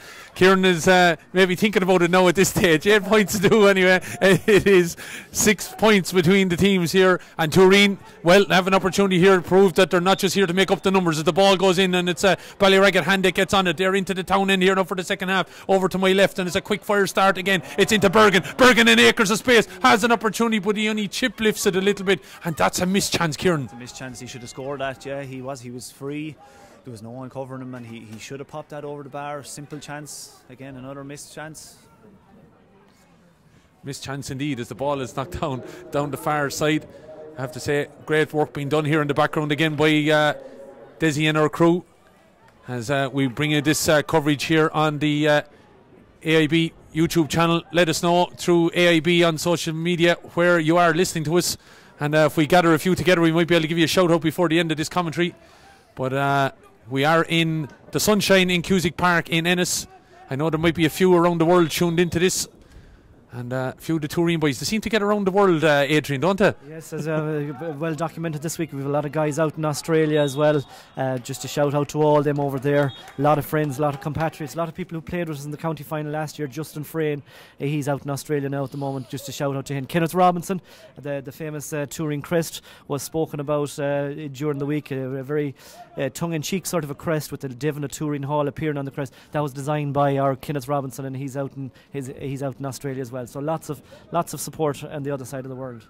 Lots of support, and it's a yellow card for BallyRagget here. Jeffrey Brennan getting it, and the referee saying that he was a little bit high with the hurl. I think it went into the face guard of one of the Tooreen men. So a chance here now for Shane Boland to get his third point of the afternoon and make it 8 points to 3, and maybe start growing in confidence. The Mayo men, he strikes it off his left and drives it over the bar. 8-3, and perfect opportunity here now for Tooreen to maybe seize on this, and again, Kieran, that probably takes from the chance maybe that BallyRagget should have had there right at the very start of the second half. Yeah, it would be a 2-point turnaround there now. BallyRagget could have went 1 point, another point up, but they just need to win. Just get on the ball now, you know, just to get like Sharsha here now. Hopefully, just get on that ball and get it in. Move it quickly.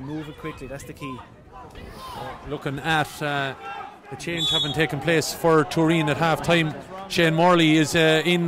Can you confirm who he's replaced there? Yes, it looks like Conor Henry from the Tooreen team, the 5 right half back, is replaced at half time. Possibly a tactical substitution just to shore up the half back line. Shane has a lot of experience. He's one of the elder statesmen of this team, and he has won a Nicky Rackard Cup title with Mayo in the last couple of years. Probably unlucky not to start, but he'll add something to the defence when he gets going. Yeah, so he's in there then in place of, as you mentioned, Henry, and this sideline cut now to come from Bill Staunton. There was a bit of a dispute about it, and that's a lovely cut from Bill Staunton, but look at the wind, the way that was blown about 20 yards offline, I would imagine, but BallyRagget are there to try and win it with Michael Brennan. Brennan has an opportunity that maybe should have been left to Joseph Brennan, and he might have been through the gap there, but ball is back out now, lost, took his eye off at Robert Healy there just as it was coming into his grasp, and Tooreen are able to build out, pull of the hurl there on Fergal Ballin, and it's a free out, and the Tooreen crowd really growing into this. Yes, this is the work rate we're talking about. A good scoring chance there for BallyRagget. The turnover, the rucks and the mauls that maybe Kilkenny hurling isn't used to, or isn't isn't accustomed to, and it's another turnover there, and that's our game plan, and hopefully that will bring us closer towards the end of the game. Joseph Brennan was gone through the gap there if that ball had fallen to him. Yeah, Brookie, I probably didn't see him coming, but Joe has gone inside on the left, and Brookie just took it down and held on to it, got turned over. But I'd say if Joe had to get that now, is one thing in his mind was get in on goal and test out that goalie. Kenny Feeney knocking this ball long. It's tight to the upright. Is it gone out to the right and wide? The umpire took his time. I think he was just trying to get his feet balanced, slipping in the mud down there. But it's he's actually given it. Okay. So, Adrian Hession, I don't know if you saw that. Was it the umpire? Was the referee made the final call on that? Yes, the referee was directly in line with the ball, and he was paramount that it was over the bar. The umpire was probably caught with the sun in his eyes, didn't get a good view on it, but that's a serious score for Kenny from his own half of the field. Kenny Feeney's first contribution of the game. 8 points to 4 then, and the Tooreen boys, well, the gander is up on them, you'd have to say, as the ball is knocked in and it's going to be called back for the original free. And Kieran, you'd have to be a little bit worried. A little bit worried now, yeah. Another free. I don't know what the umpire was doing there. He waved it wide and the ref gave it. But the another free over there, silly free. I think he was holding the hurl. Just small things, but they need a rev up now. It's a day for, as I said to you before the game, it's a day for piano movers now. The kind of fancy dance stuff won't work today. They need to start moving that ball. They need to win it, get possession and get it inside. You know, the chances that they've got 1 or 2 chances early there. Owen Bergen and Brookie got turned over. So hopefully next couple of balls that get up there kind of make them stick and try and get a score on the board now to get them settled into the second half. Shane Boland has the strike and the crowd like it over on the far side, and it's gone over the bar, and it's game on here in Cusick Park in Ennis. 3 in quick succession from the men from Tooreen, making it 8 points to 5. 3 in 5 minutes, Adrian Hession, and they were a little bit longer than BallyRagget in the dressing room at half time. Obviously good words and strong words said. Strong words said surely by the management, and in fairness to the team, they've come out and responded. Their work rate is high, they're winning their frees. It may take all frees today to get across the line. Tooreen haven't scored from play yet and are still in touch and distance. It's going to be a good finish to this game. BallyRagget will be shocked by that 3 early scores and will be under pressure from here. Michael Brennan dropping it into the corner, was looking for his namesake Joseph to get on that ball, and there's a bit of a ruck forming now, and maybe one of the first times he didn't allow the ruck to continue because I think there was a man on the ground, and Rory McGann making the sensible decision to call a halt, and he'll throw the ball in, waiting for 2 men to line themselves up, and it looks like it's going to be Boland against Kenny, and Kenny flicks this ball somehow out, the resulting ruck to Staunton. Staunton is blocked down though, and it's BallyRagget over in that far corner now trying to get on it, and just looking at Joseph Brennan over here on this far side all on his own. If someone was to get a fly ball across, and eventually Kieran Charlton is ushered back to just cover off the gap there. Joseph was keeping his eye on it. If someone did get an opportunity to fly it across the goal, he was in acres of space, and it's BallyRagget now who have the ball over on the far side. It goes back here in the direction of Barry Staunton. Staunton though has to throw it further back out here. Looked a bit of a high chop there on Robert Healy, but play continues, and he's dropping it in here now towards Joe Brennan. Brennan on the top of the D, looks to spin inside, hitting it towards the town end, dropping it high and dropping it to the left and wide. And it's a malaise that has hit the BallyRagget forwards now in the last 15 minutes of play. I'm repeating myself, but it's another wide. That was a scoreable chance. Joe on his right hand side over the shoulder. You'd back him all day long to score those, but again, when Tooreen have their dander up there, they're kind of making it very, very hard for him, and those misses are going to count all at the end. Kenny, big man, strong man in the middle there for BallyRagget, getting this ball forward, looking for some men now in the forwards to step up here, take an opportunity, but it's the Tooreen men who are seizing the chances here. They may be 3 points down, but they're taking this game to the more illustrious Kilkenny counterparts. But there is Saoirse Kenny again, big man, but he drove that in when he could have maybe held on to it and stepped outside his man. He telegraphed it a bit, but the opportunity might still create itself here for BallyRagget. It's all crowded around the middle. They need to get out of the traffic that little bit, and it's the men in maroon and white that do. Ball is going to be laid inside there by Brian Field. Advantage being allowed. Here's the opportunity. Bergen getting inside. 1-on-1 shot. Ball is going inside. It's in the net for BallyRagget. Ball is in the back of the net with Owenberg, and the advantage was being allowed. He eventually got himself away from the Tooreen defence, and the 3 points that Tooreen have got at the start of the second half have been wiped out by that opportunity. Ball is in the back of the net for St. Patrick's and BallyRagget. A bit of a fly ball inside by Brian Phelan. Bergen turned inside, got away from the attentions of the full back, and then he kind of misconnected with the ball. It doesn't matter, Kieran, it's in the back of the net. Doesn't matter, they all count. 3, it's a goal, that's what counts. But yeah, BallyRagget now just a bit of a push. They're working a bit more, they're working a bit tougher in the centre. Brookie is after coming out the field, they're getting on a good bit of ball, and he gave a great ball into Bergen. Hadn't been on his game up to that, but now they're moving, and Mikey has it again. There's another chance. Chance coming in again here now. Joe Brennan is going 1-on-1 shot. He mishit it, still there to flick it, but it's taken away, still in there. Ball is at 6s and 7s, and the Tooreen boys have, in fairness, locked it down. And that was a good, in fairness, Adrian, you'd have to say, after conceding the goal, it was important not to do the second one. We spoke at the start, with conceding goals and goals in succession would kill a team. If that second one went in, it would have been game over, in fact. Yeah, I think it would have been, but the opportunity gone a begging there for Joseph Brennan. Shortened the hurl, it just got hooked. He did everything right. He did everything right. Great defending, I have to say. The defender got that last little hook on him, but again, he could have kicked it or carried it even a bit further. Just the defender was on his shoulder, but again, did everything right. Very, very unlucky now. Ball is Tooreen Stone. It's been transferred here very quickly. Ball into Freeman and over the bar. Just about scrapes over. And Tooreen not going away here. They're not going away. That's their first point of the from play. That came from Cathal Freeman that time with some good approach play from Fergal Boland and a nice score. A repeat of that will be needed to get them back into this game again after that hammer blow of the... There's Cathal Freeman, nice over the bar, over the black spot. Yeah, lovely interchange of play there with Fergal Boland as well. Ball is out in the middle, and Tooreen man, Kieran Charlton, think a bit harsh there. The referee, Rory McGann, as he was trying to get away from the attention of the BallyRagget men, said that he overplayed the ball, and it's going to be a free in for BallyRagget, make it a 1-8 to 6. It is on the scoreboard. That goal coming from, of course, the man had to late call up Owen Bergen coming in here for Kieran Kelly. Got a point in the first half and has got the goal that I'm sure Kelly would have been proud of. Yeah, great goal. Now, great turn and a great bit of pace that took him away from the defender. Here he's on it again now. Same with Bergen. He's justified his starting spot anyway, and he's going to probably unlucky for a free there. Yeah, the ball is all going to be taken out by Tooreen, and all of a sudden BallyRagget playing a different type of game.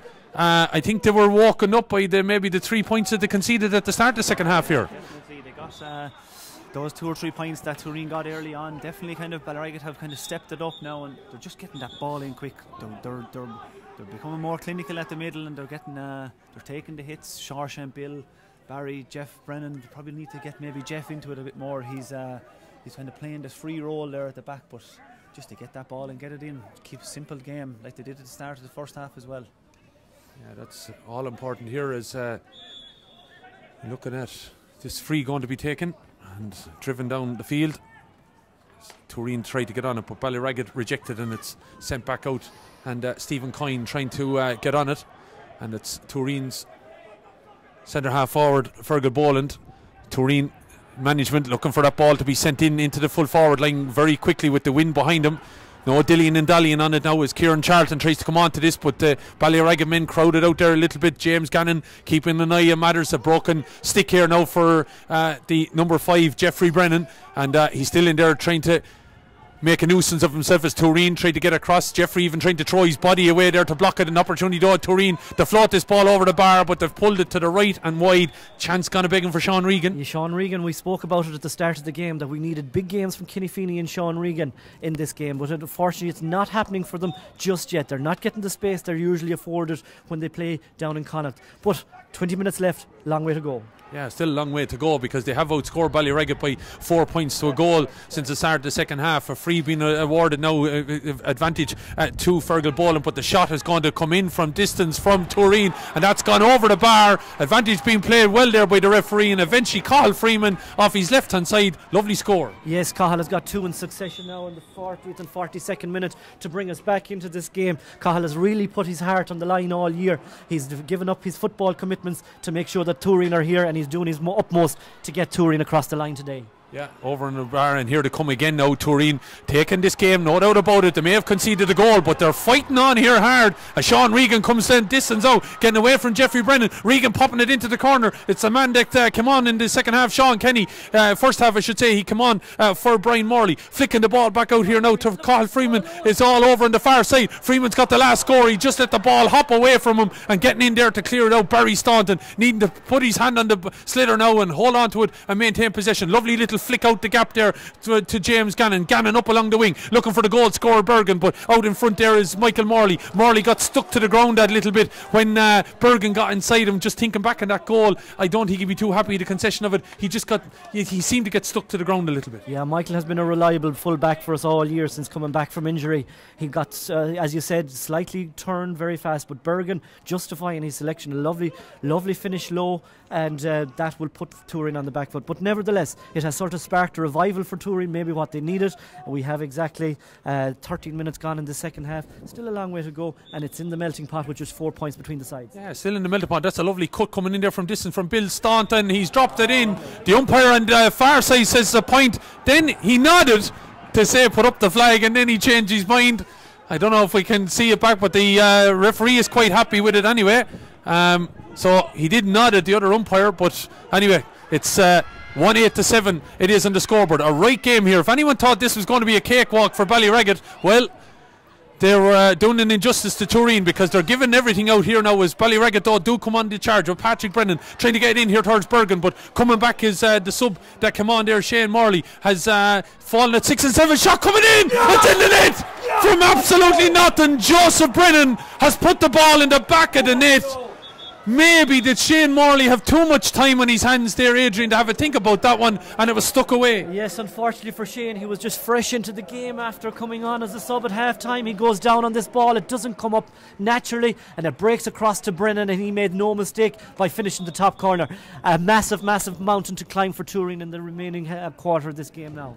Lovely score, and you're quite happy with that one, Kieran? Delighted. Yeah, Joe made up for the last one too, so I'm delighted for Joe.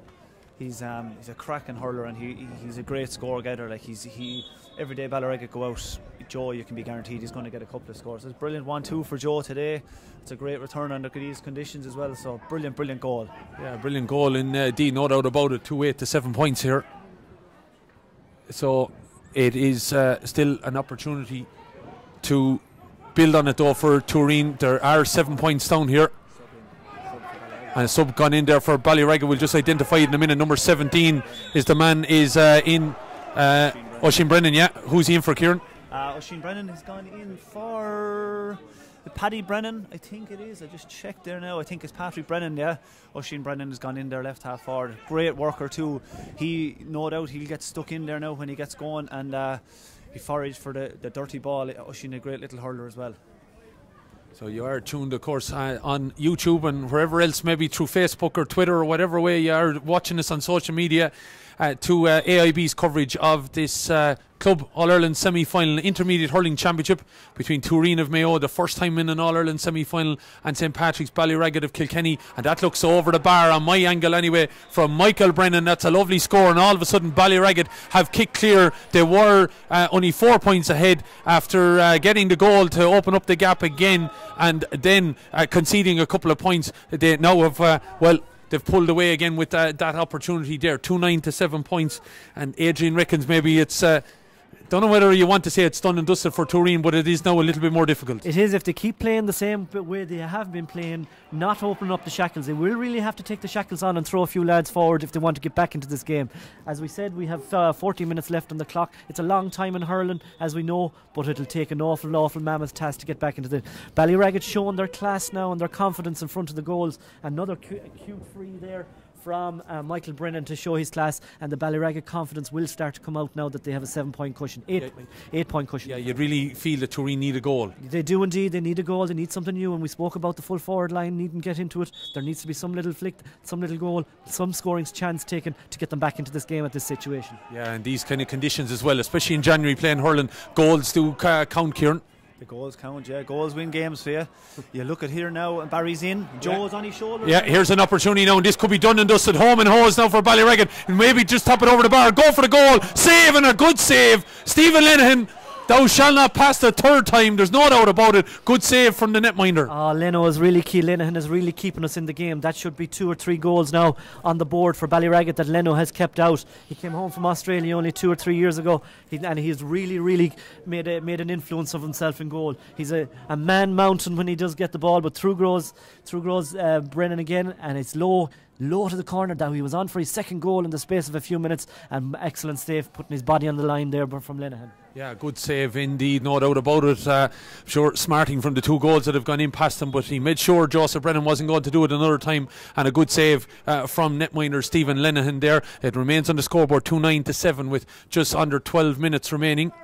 And there is a sub coming on here for Tooreen as this ball goes in. And has it gone over from Michael Brennan? It has. Michael Brennan, just looking at his score tally, Kieran having a fine day now. Yeah, he's after settling himself on the freeze now. Nailed the last 2 very tough ones. He got one out on the left hand side, and that was a tough 65 now into a strong breeze. Again, great chance there for Joe. Barry did great work out in the wing, but great goalie. You give it to the goalie. You give that one there to a goalie rather than giving out to a forward. That was a great save out of the goalie. Very brave to come out and throw the body on the line. Especially on a cold day like today. I'm sure he'll be feeling it maybe tomorrow. But the ball is out here with Tooreen as they look to come forward. Good block down there by Stephen Staunton. And all of a sudden, Kieran, you just feel that BallyRagget have stepped up a little bit into the game. Yeah, there's a kind of a game intelligence there. They're kind of just managing the game a little bit better. It's very scattered here though. They've BallyRagget full forward line and 3 inside, but there's no one within 60 yards of them. There's a lot of players down this end of the field, but they're just to be able to close out the game now. That little bit of, I suppose, that comes with the experience of the last few years of, getting to finals and maybe not winning them, just to kind of to learn from it and just to be able to kind of get that ball now and move it quickly, get it and intelligently, and not to be giving away silly scores or silly frees. Sideline cut by Kenny Feeney then into his forward position where it's going to be picked up by Cathal Freeman, but it went through his hand, and it's going to be a free out. And I think the Tooreen man might be heading into the book here now.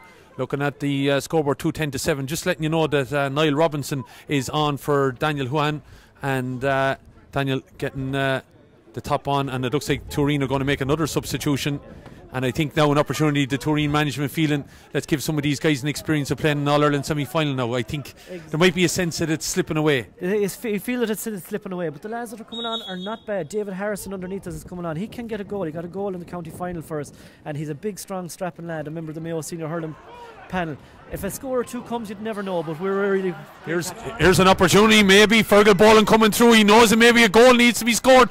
Goes for the low shot, but he's surrounded by 3 or 4 BallyRagget men, and he could have maybe just slipped a 1-2 there and gone for the return, but it's Regan that has this ball, ducking and diving left and right, flicking the ball all the way back out here to Shane Morley. Morley went to play it across field, but didn't really connect with it well, and BallyRagget could make it pay here now. They have 3-on-3 up here. If they were able to win their battles, they could get inside. Coming out and away out of traffic is Brian Phelan, all the way out to the half midway point of the field. He comes to try and get this ball off and trying to slip that past there, Robert Healy, but Robert, well, wasn't judged to be foul, says the referee, and it's going to be a free to Tooreen now subsequently, and an opportunity to relieve it. 2-10-7 then, 9 minutes remaining here on the board. Don't forget, let us know where you are across the world, and we'll give you a shout out here at the end of our coverage wherever you are tuned into us via the AIB YouTube channel or through social media, whatever way. Let us know through Facebook and Twitter, as substitution has been made.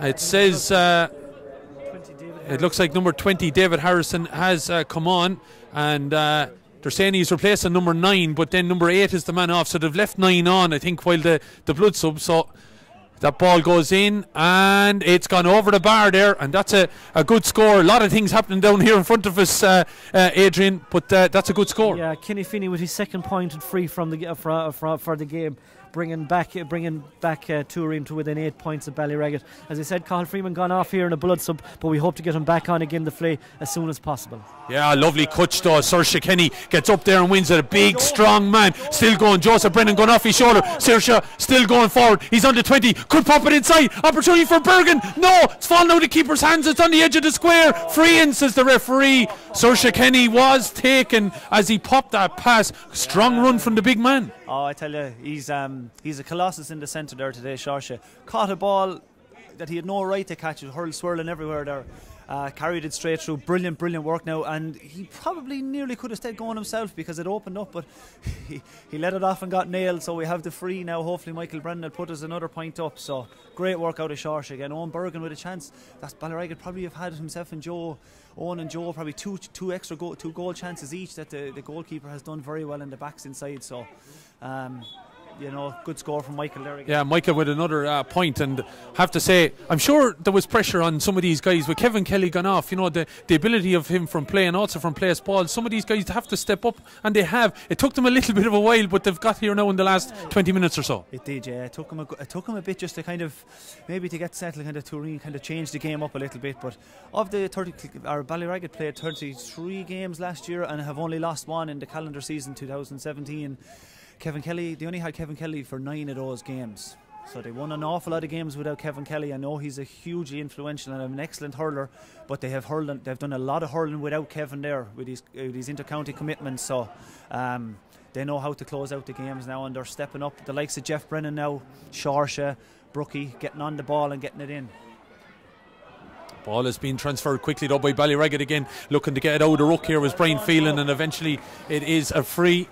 And it is the man they call Brooke that has won that free. Any idea how he got the nickname? I don't know.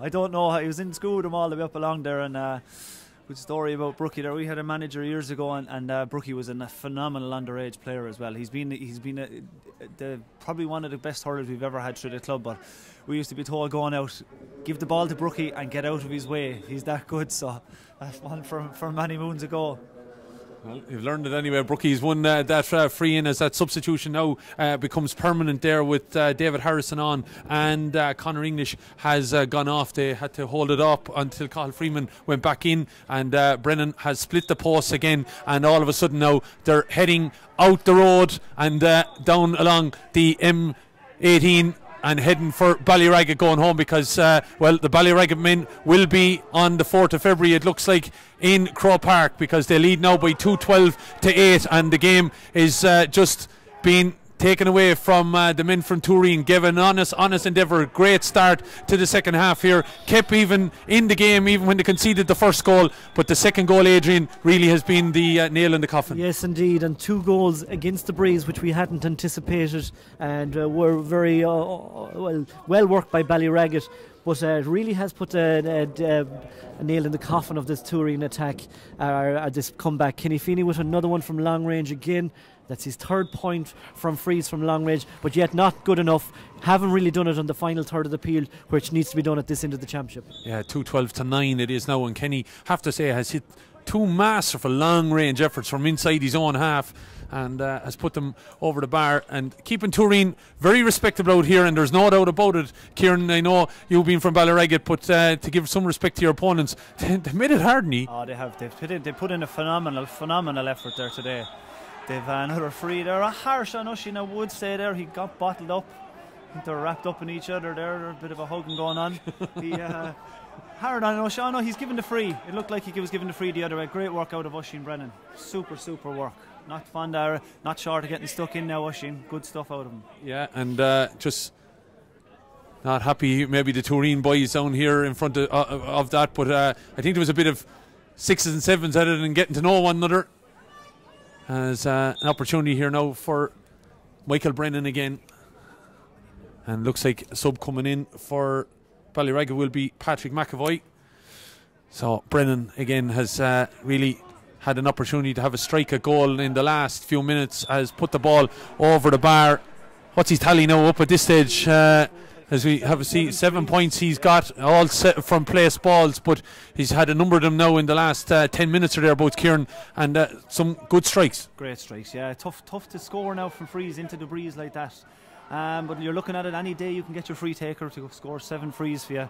That's a good day. That's kind of what you're averaging, 7 or 8 frees. That's what great block by James Gannon. Yeah, as Boland had the shot there, kind of come forward and flicked it off to Boland. Unfortunately for Stephen Coyne, it looks like the trip back to Melbourne won't be I'm sure he'll be responding to a historic year that Tooreen have had, but unfortunately he won't be preparing for an All-Ireland final. As down onto the far end now goes Joseph Brennan. Brennan is cutting inside, to leaving two Tooreen men in his wake. He elects to go for the score off the post. It drops on the end line, looked like a push in the back there on Michael Morley, and it's going to be a free out as the substitution gets ready to happen here now. Patrick McAvoy going in, 2:13 to 9, 2.5 minutes of normal time remaining, and it is Brian Phelan that is being called ashore here for BallyRagget. Chance gone a big, and Adrian. Yeah, I suppose at this stage we have to concede defeat. We put in a massive effort to get to this far, a massive effort in preparation for today. But I suppose the class of BallyRagget, their composure, and even against the breeze, scoring a nice total against the breeze, and Michael Brennan getting 5 exquisite points from frees, the last 5 points into the breeze, to really give it an added bonus to them. Hats off to BallyRagget. We wish them the best of luck in the All-Ireland final in 2 weeks' time, where they're more than likely be playing either Canturk or Middleton Nafina from County Armagh. Okay, so Tooreen though have made a step. They've got out with Connacht, and maybe there's an opportunity next year, Adrian, to come again. And no doubt about it, that the experience of an All-Ireland, you don't let it go, and you want to get the taste of it again, as BallyRagget going through the motions now, flying the shot in, and all of a sudden scores that weren't going over in maybe the opening stages of this second half all of a sudden are finding their range with Staunton. They are, yeah, and it's even tougher to score in the second half there against the breeze, but they're after getting some fabulous scores there. As the Buff Egan would say, tantalising scores.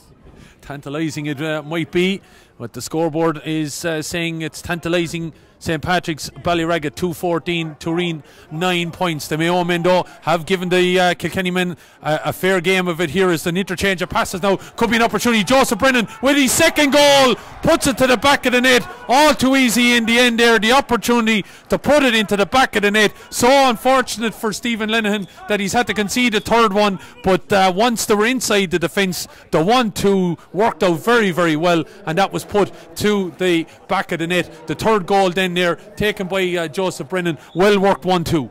Brilliant work by Joe, and then Mike, super intelligence there on Mike, and he placed it. He had 2 chances like that earlier, and the goalie saved him, so he placed it very, very well. Great score out of Joe again. Great score indeed out of Joe, and maybe he'll be in the running for our man of the match that we'll have to be thinking about, because I think if you score 2 goals in All-Ireland semi-final, you're definitely in with an opportunity. Is coming forward now our Tooreen again, going to drop it in around the house, possibly with that long ball from Kenny Feeney. Ball is in there. Shot! Oh! What a goal! What a goal coming in there from Kieran Charlton, and that could be the pick of it all. Yes, in fact, first ground stroke, it's a thing that's gone out of the game, but straight into the top corner of the net. He'll be remembered for about that for a long time. Kieran Charlton usually plays in the defence, but up in the forwards today, the distinctive green helmet, it falls for him nicely. And John Fenton style into the top corner of the net. Not too bad to finish off this. Not too bad at all to keep Tooreen very respectable on the scoreboard now at 3-14 to 1-9. It was just the way it broke from Kim Lovely on his left hand side, Kieran. Yeah, super. Yeah, we want that inside with a corner forward. You just have to be on your toes, and if you get a break, he just whipped on it straight in. Great goal. A goal indeed. Now is opportunity coming here. The change coming for Tooreen, is it? And looks like Douglas. It looks like a substitution here. Bobby Douglas, a young minor, coming on for a run out here for the last couple of minutes, and Sean Kinney, who was introduced in the first half, making way in place of him. Yeah, and there's still BallyRagget going to make changes as well. They look like they're going to bring in 21 Sean Mooney and number 19 Patrick Gannon. So I think that'll be nearly all the Gannons on the field at this stage, will it? All 3. Pat will be a happy man with the 3 boys all hurling. That's good. Sideline cut now to come from Bill Staunton. And Bill dropping in, lovely ball, and up with a big hand, but it's been broken away there. And trying to get on it and pirouetting well there was Barry Staunton. Back out here, then it goes into the hand of Patrick McAvoy as the drizzle starts to come in. And we might get out before it gets too heavy here at Cusick Park, but we will be down on the field in and around the dressing room area in the next while, as BallyRagget now going through the motions and going to drive forward here. Opportunity for Michael Brennan. Could he get one from play? No, pops it across here to Joseph Brennan. Joseph Brennan on a hat-trick, pings the ball back out here. The referee says he threw the ball, and it's going to be free out there. Great work, yeah. Again, great work by Barry and Paddy McAvoy, who's not usually, he's up there kind of playing a centre forward role. He's usually a corner back there now. Paddy did well there, and Michael did great work, and Barry unlucky there. Joe and Burgo inside. There's Saoirse Kenny coming off there now. He's after giving some huge performance. Great stuff out of Saoirse, and Sean Mooney going on there as a sub. Or Paddy Gannon, I should say, has gone on there. Yeah, Paddy Gannon is on, and Saoirse Kenny is on. He'll be another man, I think, in the hunt for the Man of the Match award. Had a masterful game on occasion, winning some big ball. But I think there's no doubt about it. If there'll be one man, I think, taking that award. And but before we maybe present that award, we'll be looking for maybe nominees for it, who you would think would be in the running. As number 21 comes in now, and that's Sean Mooney, and he replaces Barry Staunton. So a couple of these guys getting a run out before they head to Croke Park in a few weeks' time. And Barry Staunton having done his bit. Looks like number 25 is going to come in as well. That's Alan Ruth. As the ball flicks out here, still Tooreen looking for an opportunity, but the ball breaks there, and it looks like it's the umpire is saying it's gone out for a 65. Referee says no, it's gone wide. So he disputes the umpire and allowing the play to continue. We're well over time as the puck out comes then. Rory McGann has the whistle in the mouth though. Will he be calling time on it in the next couple of minutes? And the ball breaks and sent up along the wing at 3:14 to 1-9. Tooreen, unfortunately, the last quarter hasn't gone their way, but they gave a hell of a battle to the Kilkenny and Leinster champions. But it will be BallyRagget that will be attempting to add to what Carrickshock did last year and claim the All-Ireland title in a couple of weeks' time, as Ruth gets ready to come in, and he will replace Bill Staunton. So Staunton comes off, and ball is thrown in. It breaks out of the ruck, and Tooreen still come on it. Gone very, very cold here now as well in the last couple of minutes. We're well up in the elements here, trying to stay warm as the ball is flicked to Kenny Feeney, and he dropping it in, and the break might work out here for something for Tooreen. Might be able to plunder another goal. They're still battling, in fairness to the men from Mayo, and the ball is being flicked out over the line there by BallyRagget, and out over the sideline. So we'll be heading down to the sideline. I'll be bringing Kieran and Adrian with me, and we'll attempt to talk to some of the camps and their thoughts on this game today, and we'll announce our man of the match. But the referee has decided to call time then. 3:14 to 1-9 it has finished up here. So victory for the men from BallyRagget on a fine score here today. Joseph Brennan chipping in there with the 2 goals that ultimately was to make a difference in the last quarter. Tooreen, who came out of the blocks in a very, very important fashion, were able to get the scores when it mattered, and really started the second half very, very well. They came out and got the opening 3 points of that second half. That was to make a big difference, and those points were to tighten up the game and make it very hard on the BallyRagget men. But then the goal came, and the ball was sent to the back of the net, and that was to turn it then in favour of BallyRagget. When the second goal went in, that was Joseph Brennan's first, and he's a man I think will be in the hunt for the Man of the Match award. With Tooreen, well, they've done their damnness here in getting here today.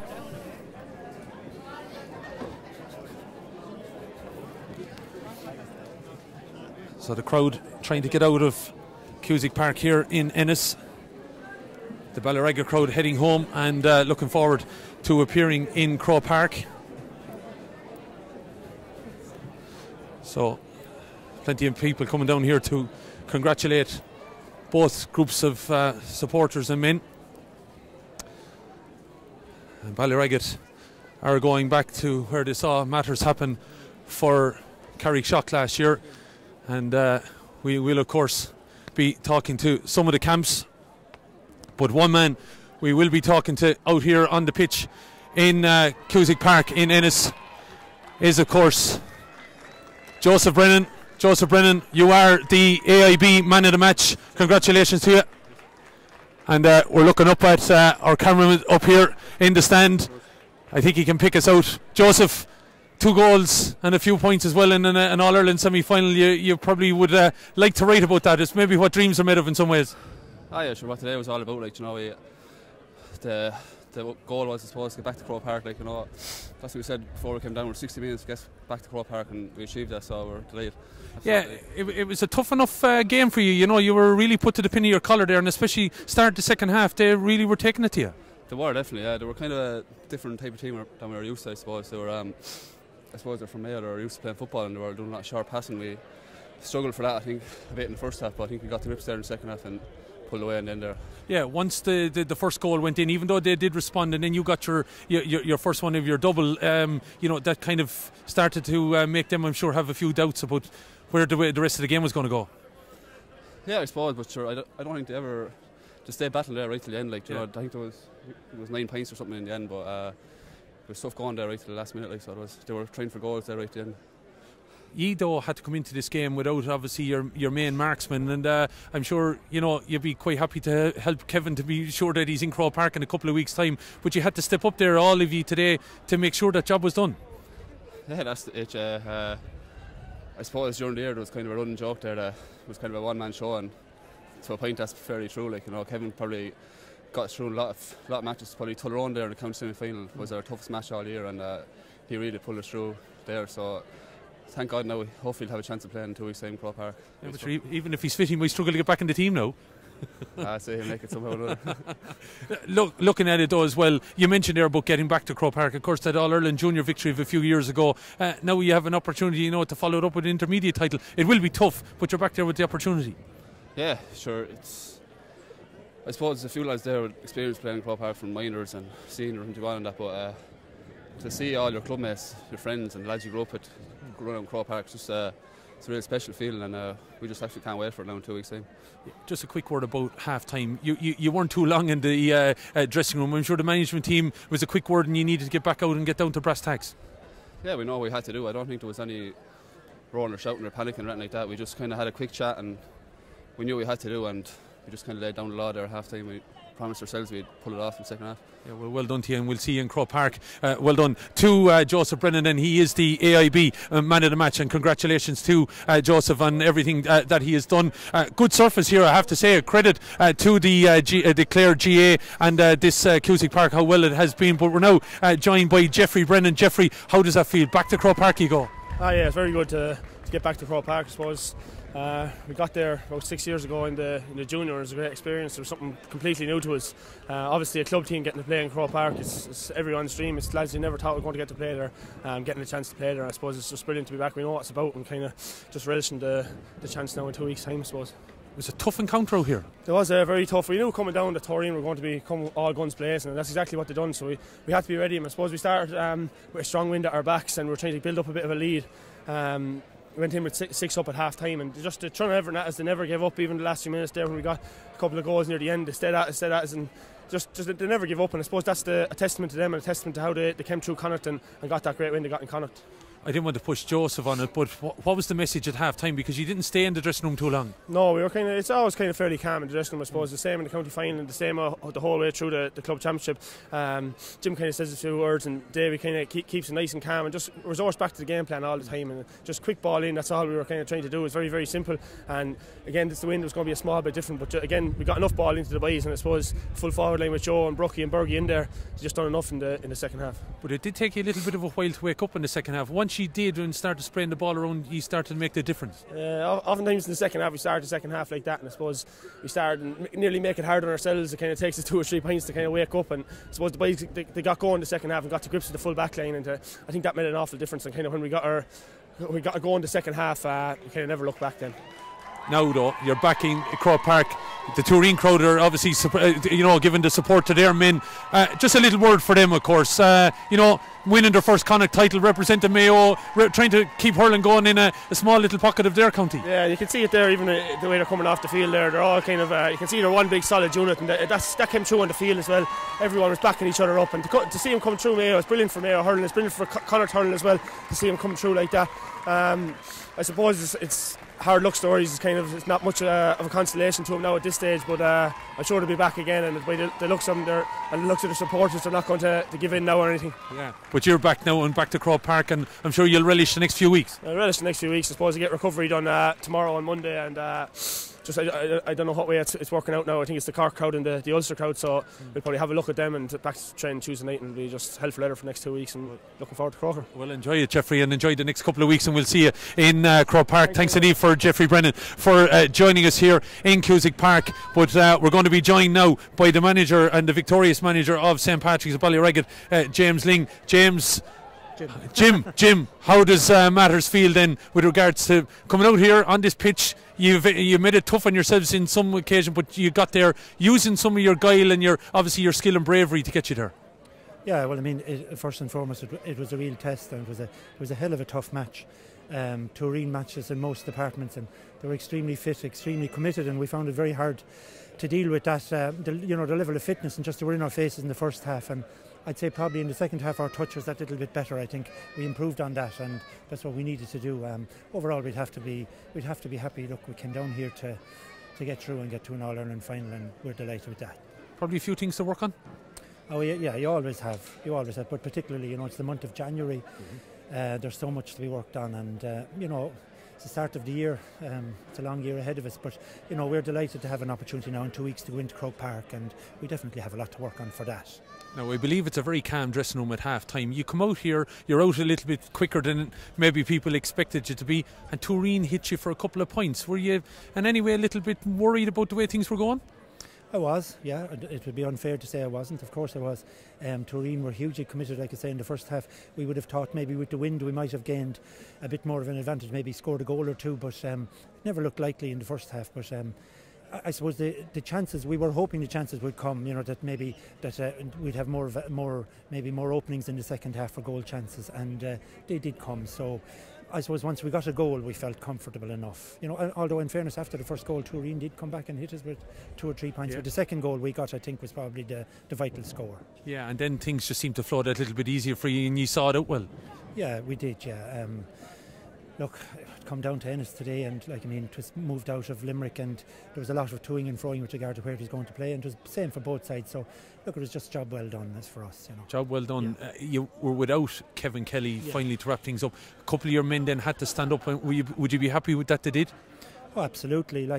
We hadn't definitely finalised our team, but Kevin would have been in it, obviously. So I'm not saying who was his replacement. I suppose it was some people presume it was the chap with the number that came on, Owen Bergen. But Owen probably would have been starting in any event, and he played a tremendous match. So it leaves us with provided Kevin is okay. Kevin has a serious injury, and he is a vital player for us. And we really won't be playing him unless he's past fit by the medical people, because he's too important.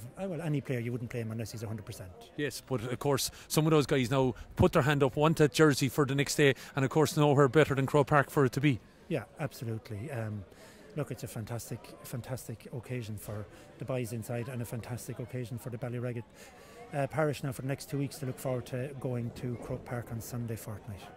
Well, look forward to it, and the very best of luck, and thanks, Jim, for joining us here. The victorious manager then of the BallyRagget team here with us this afternoon. We're going to call in then to wrap things up here in Cusack Park in Ennis. Hopefully you've enjoyed our coverage. Both men representing, of course, one from Tooreen, Adrian Hessian, and of course Kieran Delaney. We'll turn back to Tooreen because we've heard a lot there of BallyRagget. Your thoughts now, maybe reflections after 10 minutes since the conclusion there. A 3-14 to 1-9 loss, but judging by the roar that the boys got going in there and all the fans waited around, you know, these guys will be held in high esteem. Yeah, very high esteem now. They have came in here to the cauldron of the All-Ireland Championship this year now, not knowing the standard, not knowing what's ahead of them, and gave a good reflection on themselves. They prepared as best they could under the circumstances during the last 2 months and gave it their all, really. Okay, the BallyRagget were sharper. I was talking to Kieran earlier, there's only 12 senior clubs in Kilkenny. So these, at the start of the year, BallyRagget are next, the end of this year, will be one in the shake-up for the senior championship in Kilkenny.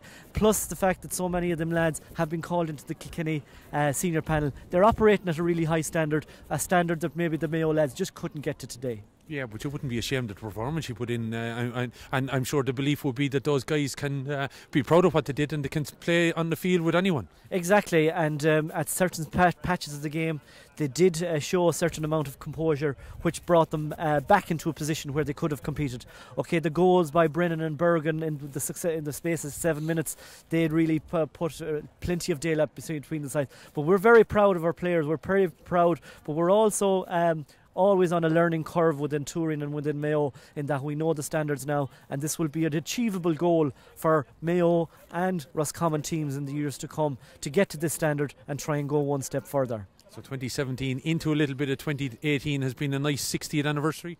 Yes, a serious 60th. It's a year we'll remember forever for all the right reasons. We've had a lot of tragedies within the club, we've had a lot of bad years, but this year, 2017 into 18, one to remember. The razzmatazz, the profile of getting to this stage of an All-Ireland series has had a massive effect, not only on the club of Tooreen, but all the clubs, hurling clubs within Mayo. Turning then to you, Kieran, your reflections now, 10 minutes on, back into Croke Park. Yeah, it's great. I was involved the last time we were there now, and just the buzz and just the atmosphere now that it'll build over the next 2 to 3 weeks leading into it. But it's huge. Like a club player, you know, a lot of club players did never, you know, it might be up to inter-county standard to get to run out in Croke Park. I remember the feeling with ourselves the last time we were there, and you know, all the panel that we have now, they've all experienced that before. So you know that we went up the last time, we got a tour of Croke Park, just a walk around it the week before. The lads and like just the three Brennans, just Michael or James Gannon, Sharsha, Kevin Kelly, they've all played with Kilkenny under 21 minor seniors, so they have plenty of experience in Croke Park. So I wouldn't see that as being a huge factor, but it's just great excitement, just the build up now, and I need to go back training myself. Could be a lot of lads turning up and training in the next couple of weeks. But just very quickly though, the central spine of that team, I think Kenny to me had a masterful game in the middle. Some guys stepped up there when it was getting a little bit tricky in the start, kind of 10 minutes into the second half. Yeah, Sharsha again. James Gann was quiet enough at fullback, didn't have a huge amount to do, but he was very, very steady. Half back line was very good, Jeff and Stevie, and Sharsha and Bill, I thought, in the middle of the field broke even in patches, and then in that couple of minutes into the second half and towards the start of the game, they just blew the game away. They just took it off and they just grabbed it by the scruff of the neck, and Sharsha won a couple of really tough balls and got a great score at the end of the first half. And you know, Michael Brennan has been a huge leader, I think, and he just very, very steady, got 7 or 8 points there from frees today. And you know, Owen Bergen coming in, that work there, Brookie, the experience is huge in him, and they did really, really well. Be delighted now, delighted. Some credit and respect for Tooreen. Huge, an unbelievable club, and thought Adrian throughout the day, just the work that goes on, and throughout the interviews, even meeting all the guys that came up, and just the work like at club level all over the country, and Tooreen especially, you know, because Mayo, you would be a predominantly football county, and it's very like 4 senior clubs. Even just the logistics of the 4 clubs and trying to get games, especially championship games, league games. And I know we kind of were trying to find out a bit of information on them. They played at Mayo and they played Roscommon and stuff like that, but very hard to get games. We had our Leinster final at the end of, or at the start of December. I think Tooreen didn't play, I think the Connacht final was November time, you know, so you're trying to fill 2 months of games. And lucky enough with BallyRagget to have a couple of maybe colleges and a couple of Kilkenny under 21 teams they played, so you would have had high level games, but that kind of, I think that stood to them, getting a couple of games and just kind of looking after themselves over the Christmas. And you know, it's not easy, it's an amateur sport, guys, you know, putting everything aside to try and be ready for a game at the end of January, so it's huge credit to everyone involved today. Brilliant. Well, they might have a challenge in Kilkenny sometime if they wanted, I'd say. Tooreen, quickly, Adrian, just as we wrap up, a word on BallyRagget then as they go into the All-Ireland final. From what you have seen, will the Tooreen boys be backing them and seeing how they go? Of course we will. BallyRagget have been masterful today, and the height of respect to them and the best of luck to them. We know they were there in 2012, and I think they'll bring that experience through. Kanturk tomorrow against Middletown Nafina of Armagh. Everyone will expect Kanturk to come through that. That will be a rip-roaring game between if Kanturk do come through. Middleton may upset the odds. They will go in as underdogs as we did today, but a Kanturk BallyRagget final is what everyone is looking for, and that will be at a serious standard. Congratulations to BallyRagget, and best of luck in the final to them. Okay, there you have it then. The views of Adrian Hession representing Tooreen and Kieran Delaney for BallyRagget men. Thanks indeed for joining us this afternoon. And that's it. And that's our coverage here from the AIB Club All-Ireland Intermediate Hurling Championship semi-final. It is BallyRagget then that are on the road to Croke Park in a couple of weeks' time. They have finished victorious here in Cusack Park in Ennis on a full-time score of 3-14 to 1-9. Well done to Tooreen. They didn't come here just to make up the numbers. They made it tough. But it's the men from Kilkenny that are on the way to possibly another All-Ireland title. From everyone here at our coverage of this game in Cusack Park in Ennis, it's goodbye and good luck. Goodbye. Done. Hello, man. Thanks, Kieran. Fair play to you. Bye.